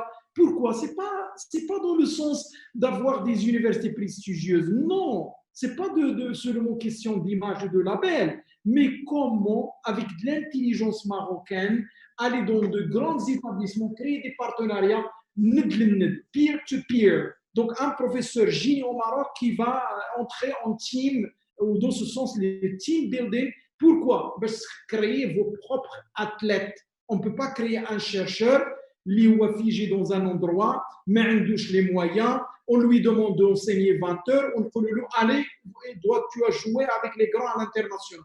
Donc, il y a des incentives, des encouragements. Ici, décroche un projet stratégique avec une université prestigieuse, ça peut le voilà. Vous êtes le meilleur, you are the one, you're expert, on va vous donner tel incentives, des encouragements. Et dans ce sens, le cadrage juridique, on a la loi 0100. Je suis d'accord avec Sih Hamouchi. D'ailleurs, j'ai appris par cœur. Merci, Sih Hassan. Donc, on va voir le cadrage juridique, pas le juridique de punition, mais le juridique des incentives, de l'innovation. Le juridique, c'est un cadrage juridique ou la loi qui va encourager, c'est pas la loi de punir. Et je suis certain, si on change le mindset, le Maroc, il est bien outillé aujourd'hui pour aller avant. Et je vous remercie. Merci beaucoup, c'est Hassan. Alors, dernière intervention avant la conclusion. On a un peu débordé, mais je pense que c'est intéressant. je ne pense pas, j'en suis certain, c'est Hamouche, c'est Hassan a parlé d'un certain nombre de choses, de financement, d'emplacement géographique, d'articulation, enseignement, formation, etc. Mais il y a une chose que je retiens, c'est le mot confiance. C'est tout revient sur l'enseignant, comment lui, il doit être. Il a cité l'exemple du sportif. Vous prenez deux sportifs de même niveau. Quand il y en a un qui a plus de confiance que l'autre, eh bien celui qui a plus de confiance, il va réussir. Alors, vous avez maintenant donc 8 à 10 minutes pour nous dire qu'est-ce qu'on peut faire. Vous êtes véritablement dans la position qu'il faut pour ça. Tout à fait. Merci, Serge, et puis merci pour les collègues. Effectivement, il y a un mot qui est revenu sans arrêt, changer la mentalité. Je suis tout à fait d'accord, effectivement. C'est-à-dire, il faut dire aux chercheurs, en Tunisie, c'est-à-dire le passage d'un grade à un autre ne peut pas se faire sans la recherche. Et nous, peut-être, c'est là où il y a un grand problème. C'est-à-dire que nos chercheurs, c'est-à-dire, en étant chercheur, on peut passer d'un grade à un autre sans faire de la recherche. Et d'ailleurs, la recherche, les chercheurs qui font de la recherche, ils ne font pas de la recherche généralement pour passer d'un grade à un autre. Ils le font, c'est un virus. Ils le font parce que, de toute façon, ce virus, ils l'ont amené avec eux de l'étranger généralement, parce qu'on a beaucoup de chercheurs qui viennent de l'étranger, qui ont fait leurs études à l'étranger, et donc ils font de la recherche parce qu'ils ont été éduqués comme ça, ou ils ont fait des études comme ça, et donc c'est pour ça qu'ils font de la recherche. Alors, il y a beaucoup de choses qui ont été dites, et moi je vais citer un certain nombre de points. C'est-à-dire sur quoi, et donc pour changer cette mentalité, il faut d'abord commencer par, il faut mettre en place des lois, c'est-à-dire qui fixent les règles. Et obligatoirement, c'est-à-dire on ne peut pas continuer à fonctionner comme ça. Et c'est pour ça qu'il faut absolument, la première des choses à mettre en place, c'est la loi pour la recherche. Et il faut aussi renforcer la coordination, c'est-à-dire il faut pas que la recherche soit tellement disparate aujourd'hui, chacun fait ce qu'il veut à la limite, il faut qu'on se mette d'accord sur une stratégie, tout le monde d'accord là-dessus, vers où veut aller le Maroc de demain, c'est-à-dire concernant la stratégie. Il faut aussi mettre en place ce statut de doctorant. On va commencer par le statut de doctorant, le statut de chercheur. Et la loi 0100 a été faite il y a 20 ans. Il est peut-être temps de changer. Il est peut-être temps de mettre le train sur les bonnes rails. C'est fini 20 ans. Le Maroc d'aujourd'hui n'est plus le Maroc de 2000. Il faut absolument changer. Il faut aussi mettre en place une structuration. Vous avez, comme ce que vous avez dit, de toute façon, vous avez une personne compétente, une personne, ou une équipe, peu importe. Vous pouvez être une équipe de bons chercheurs, et puis de l'autre côté, vous avez la même équipe, mais qui est bien structurée. Vous ne pouvez pas avoir les mêmes résultats. Il faut absolument se structurer et apporter à ces structures le financement nécessaire. Vous ne pouvez pas, c'est-à-dire des laboratoires qui parfois on a du matériel qu'il y a depuis longtemps, il n'y a pas de financement, il n'y a pas de technicien, il n'y a pas de secrétaire, il n'y a pas de ceci, il n'y a pas de cela, il n'y a pas de moyens. Donc on ne peut pas continuer à fonctionner comme ça. La preuve, c'est que maintenant, quand on a cherché des laboratoires peut-être qui sont bien avancés dans le domaine du Covid, c'est-à-dire que c'est bien dommage que les universités n'ont pas, par exemple, des laboratoires qui peuvent répondre. Pourquoi pas? Parce que dans les appels à projets, il y a eu beaucoup de sommes d'argent où il y a eu des projets qui tournaient autour, mais on n'a pas trouvé de laboratoire dans ce sens. Alors, il faut aussi revoir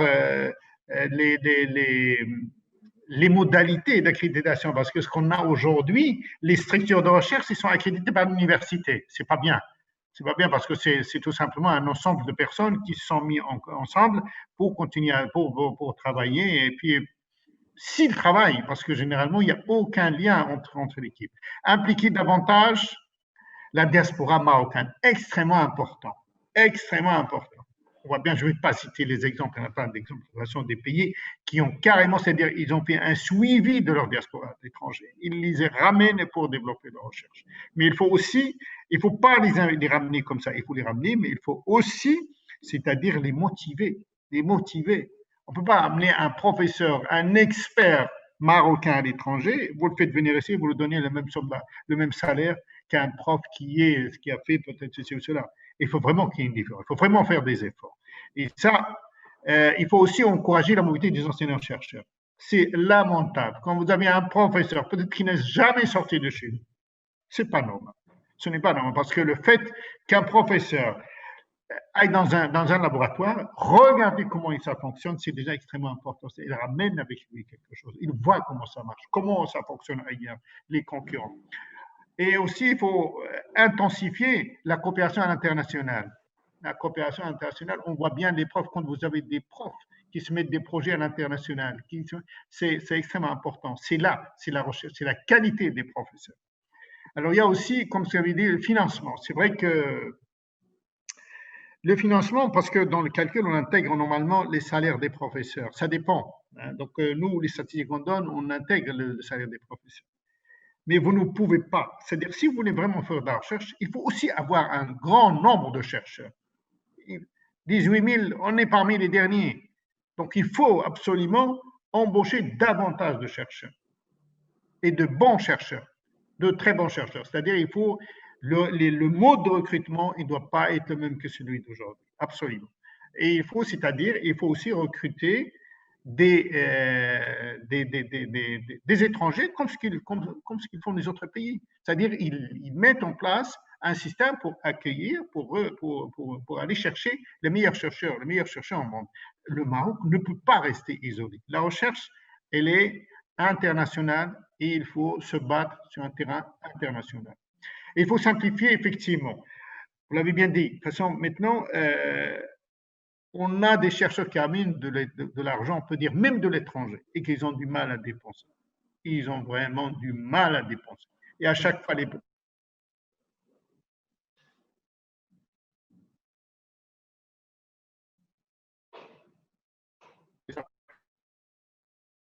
Hamouche, on ne vous entend plus.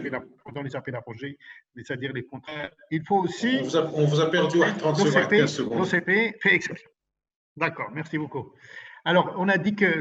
Donc, on a ce problème, c'est-à-dire, nous, on a notre industrie, il participe avec à hauteur à peu près de 30%. D'après les dernières statistiques, on a lancé une étude, on va voir les résultats incessamment pour sortir combien les entreprises marocaines investissent dans le domaine de la recherche.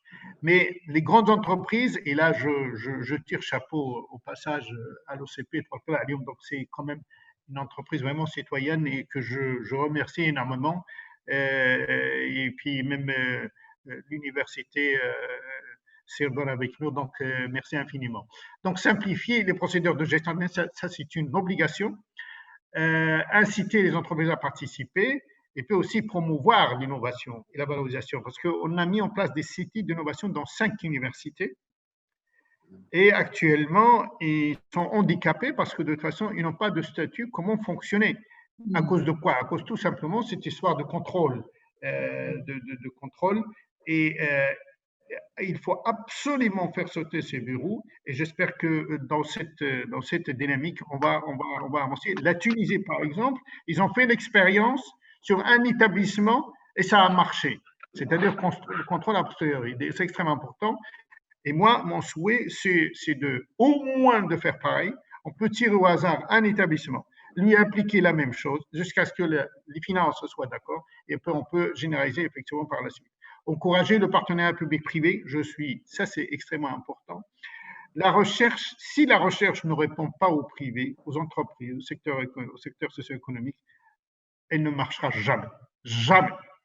C'est-à-dire, il faut absolument, c'est vrai, c'est deux choses qui sont liées. Il y a, c'est vrai, la recherche fondamentale, mais il y a aussi la recherche appliquée. Le citoyen marocain, quand il dépose un sou, a envie de voir les retombées de cet investissement dans la recherche scientifique. Et c'est tout à fait normal et c'est tout à fait logique. Il y a aussi cette histoire... Pardon? 2 minutes, c'est Hamouche, désolé. D'accord. Et il y a aussi cette histoire on ne peut pas faire de la recherche sans évaluer. Et il faut absolument mettre en place, c'est-à-dire faire entrer dans le mœurs, c'est-à-dire l'évaluation, comme à l'international.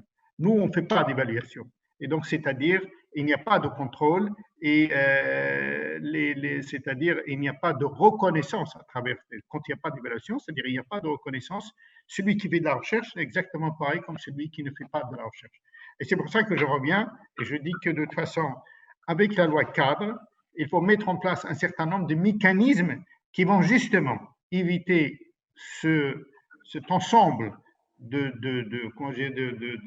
qui va corriger cet ensemble de défauts et qui va, j'espère, encourager les chercheurs et motiver les chercheurs pour aller de l'avant. Tout ce que vous avez dit est tout à fait vrai. Et donc, j'ai noté beaucoup de choses. De toute façon, pour vous dire un petit peu l'état des lieux, nous sommes en train de travailler sur la loi de recherche. Et donc, il va sortir de toute façon, on est engagé. La loi cadre, il l'a bien noté, il nous a donné un certain nombre de temps. Hein, donc, on doit sortir la loi cadre, c'est-à-dire d'ici quelques mois. La loi cadre la loi de la recherche doit être faite. Nous, on a déjà une première version. Alors, pour ce qui est de la coordination, si la loi cadre est venue avec une autre façon de voir les choses, elle est venue avec le Conseil national supérieur de la recherche scientifique. Le texte est prêt et donc on va l'envoyer incessamment au secrétaire général du gouvernement. Donc, il y a la structuration, on est en train de travailler, on a déjà le premier G. Et donc, tout ça, on va le mettre on va le mettre en marche, Inch'Allah, incessamment. Moi, j'aimerais bien, par exemple, un certain nombre de points d'ici avant la fin de juillet. On a déjà un certain nombre de choses. Le CNRS doit être créé d'ici avant la fin de juillet. La structuration, d'ici fin juillet, on va voir déjà quelque chose pour que les universités puissent revenir avec cette structuration. Et donc, il y a déjà un certain nombre de choses qui sont engagées pour justement changer cette mentalité de chercheur et de dire qu'il faut absolument travailler comme les autres chercheurs ailleurs dans le monde. Merci beaucoup. Là, je n'ai pas dépassé. Je vous en prie. C'est moi qui suis vraiment désolé de vous bloquer parce que bon, je me rends compte que le temps est passé. Je tente de vous écouter. Je suis en fait pas chercheur, je suis auditeur. Je vous regarde et je vous vois que le temps passe. Alors, on a parlé d'un tas de choses. J'avais prévu de parler un peu plus des choses, mais j'ai dû couper, que ce soit pour la première partie ou pour la deuxième partie, mais c'est pas grave. Je suis désolé, mais là, de toutes les manières, comme je vous ai dit, juste avant de donner la parole à chacun de vous pendant 1 ou 2 minutes pour un récapitulatif général, quand je ferai le travail de retranscription, tout ce qui a été dit, je vous l'enverrai bien entendu. Et si vous avez oublié de dire des choses, n'hésitez pas, allez-y, mettez ça en note, mettez ça comme vous voulez, je reprendrai. Ça, c'est mon job, ça, je sais faire.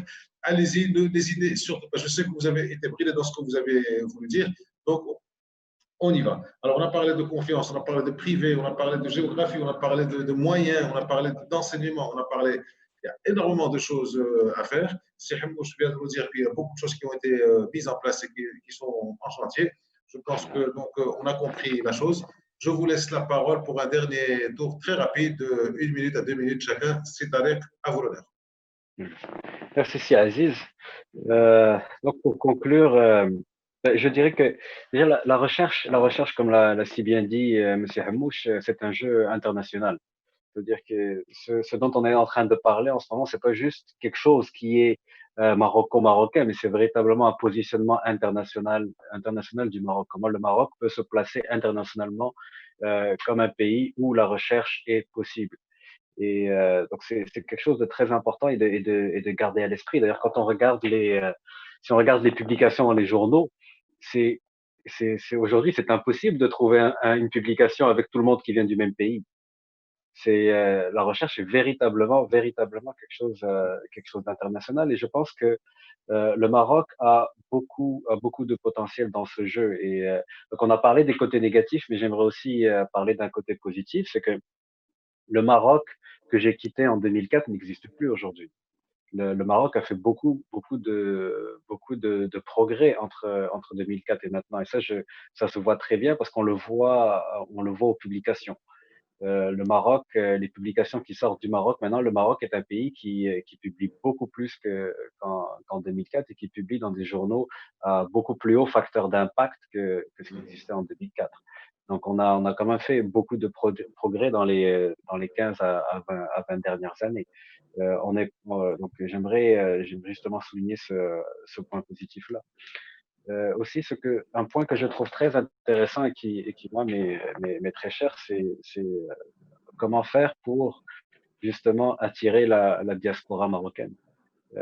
Et aujourd'hui, on a beaucoup de Marocains extrêmement qualifiés, j'en connais plusieurs, qui sont en ce moment à l'étranger et qui voudraient rentrer au Maroc et faire de la recherche et travailler au Maroc. Et à ce moment-là, en fait, comment les attirer? Bah, à mon avis, les points sont les mêmes pour tout le monde. C'est les salaires, parce que les salaires se négocient, les salaires de chercheurs se négocient. Et si le Maroc n'est pas capable d'offrir un salaire qui est équivalent ou similaire à ce que les autres sont capables d'offrir, la situation devient plus difficile pour le Maroc. La liberté au niveau de la recherche aussi est un point important et surtout la qualité des étudiants parce que, comme a aussi dit M. Hamouche, ce sont les doctorants qui font la plupart du travail de recherche et par conséquent, quelqu'un qui veut rentrer au Maroc ou arriver au Maroc, parce qu'on, c'est, je ne pense pas juste aux Marocains, je pense aussi à l'étranger parce que effectivement, la recherche est un jeu qui se joue internationalement et c'est très important pour le Maroc de pouvoir aussi attirer des chercheurs étrangers. Et la qualité des étudiants est un point extrêmement important parce que sans bons étudiants, le Maroc ne pourra pas se démarquer ne pourra pas être attirant pour un chercheur étranger, par exemple, qui chercherait une position de chercheur dans une université au Maroc. Donc, c'est très important d'avoir une excellente formation et c'est très important de faire valoir cette formation et de montrer aux gens que les Marocains sont bien formés. C'est extrêmement essentiel. Il y a aussi un point qui est important, c'est le Startup Fund. Quand un chercheur commence en tout cas en Amérique du Nord, quand un chercheur commence son travail sa position à l'université dans laquelle il est censé faire de la recherche, et la recherche, comme on l'a si bien dit les autres intervenants, est mesurée. Le nombre de publications est mesuré, l'output du chercheur est mesuré, ce qui n'est pas forcément le cas au Maroc. Mais le chercheur arrive et pendant les négociations, il y a la négociation de ce qu'on appelle le Startup Fund. C'est-à-dire que le chercheur va négocier avec l'université ou l'organisme dans lequel il va faire sa recherche une certaine quantité d'argent qui va lui permettre de commencer son laboratoire. Et le Startup Fund est un point essentiel pour justement attirer les chercheurs parce que un bon Startup Fund permet aux chercheurs de commencer son laboratoire dans un plus grand confort, c'est-à-dire il va pouvoir travailler véritablement sur sa recherche pendant les 2 à 5 prochaines années sans avoir à passer beaucoup de temps à demander des fonds, par exemple. Sachant qu'il a aussi une charge administrative qui vient avec le travail en général et une charge d'enseignement qui vient avec le travail. Donc, le Startup Fund c'est ce qui permet justement aux chercheurs de respirer et de pouvoir commencer son laboratoire. Merci, c'est détaillé. Ouais. Fini ou la mazal? Ouais, vous n'allez pas finir là, Yassine. Pendant des années. Je viens d'apprendre un truc, vous devez le connaître certainement, comment on appelle, vous parlez depuis tout à l'heure, vous parlez de la diaspora revenir. Les Chinois ont une très belle formule pour ça, très poétique, les tortues de mer. Ils appellent ça les tortues de mer qui rentrent et qui reviennent. Ils ont dit ça en 2008 pour les Jeux de Pékin. Ils ont réappelé leurs tortues. Mais il faut dire que le laboratoire qu'ils avaient, que les tortues de mer qui venaient de Dortmund, d'Allemagne, de Canada, de partout, trouvaient de bons laboratoires. C'est Chokaoui, une conclusion. Vous ne dépassez pas les 2 minutes. C'est Aziz. Ah, je trouve que les 2 minutes, le temps en général passe trop vite, je trouve.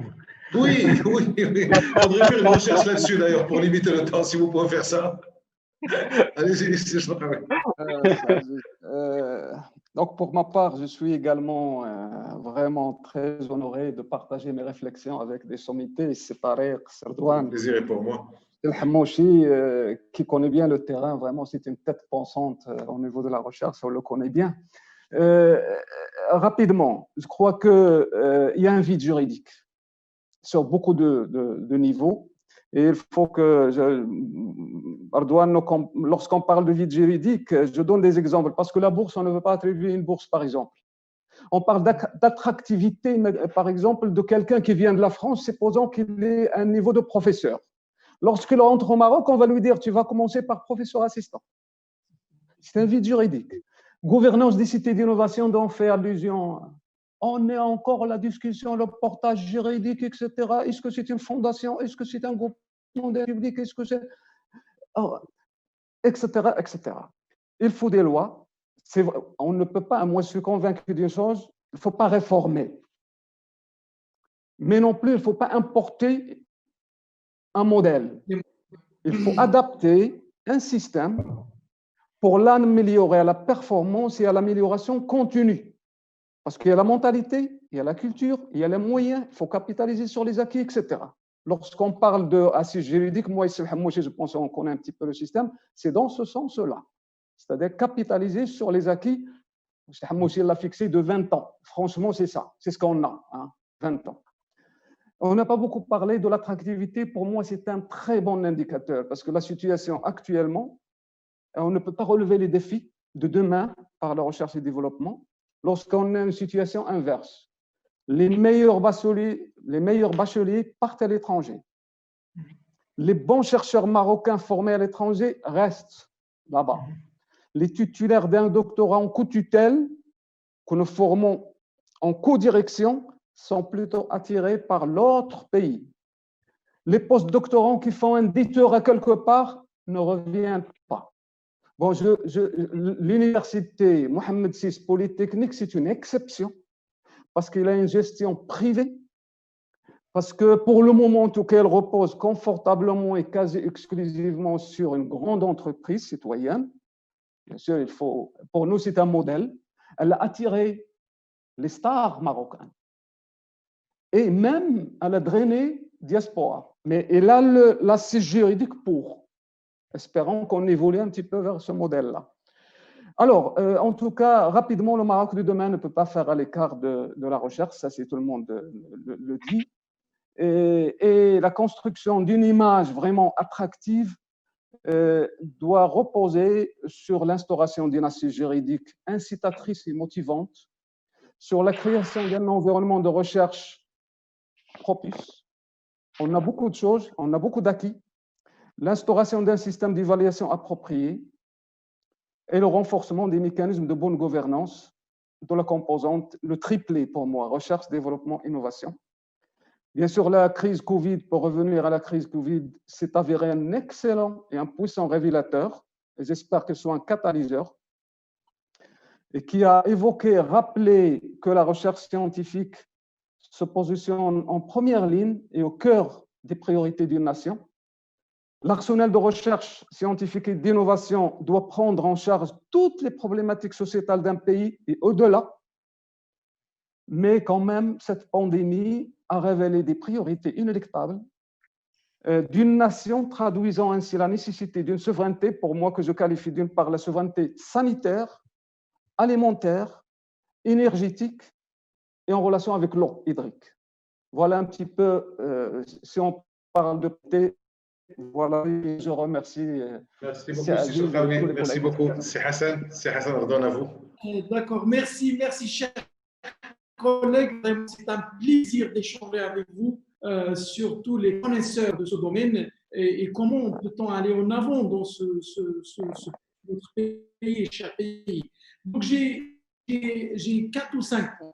Le premier, on ne peut pas se positionner en matière de recherche si on pense que localement. Donc, local, global.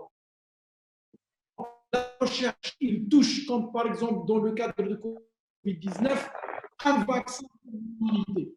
Tous les laboratoires de recherche travaillent pour le même objectif.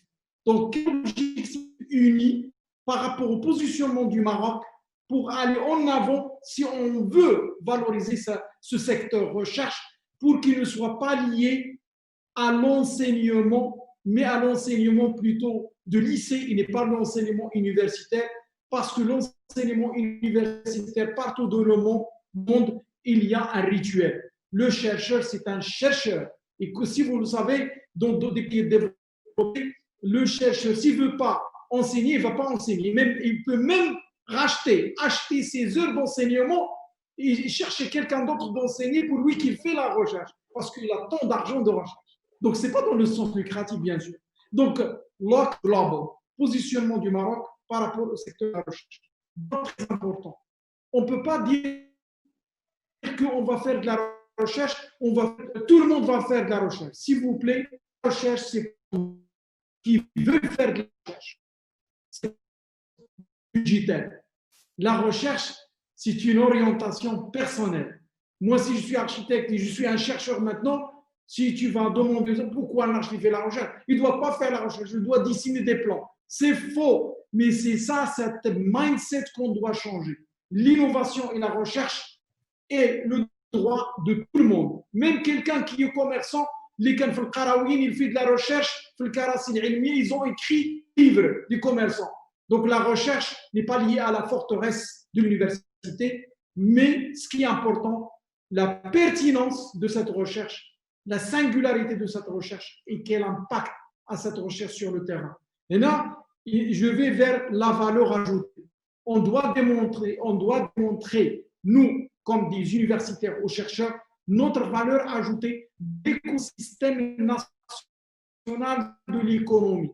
C'est l'économie du savoir.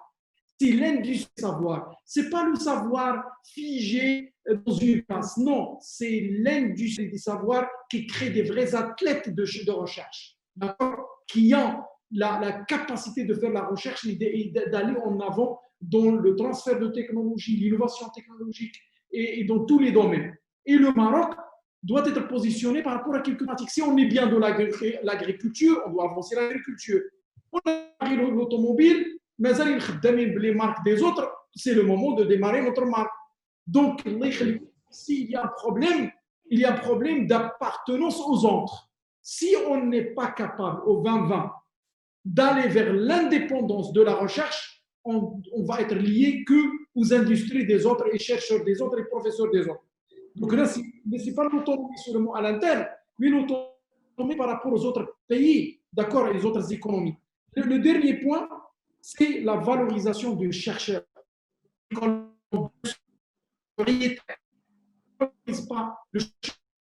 ne va pas garantir le taux de retention, retention rate.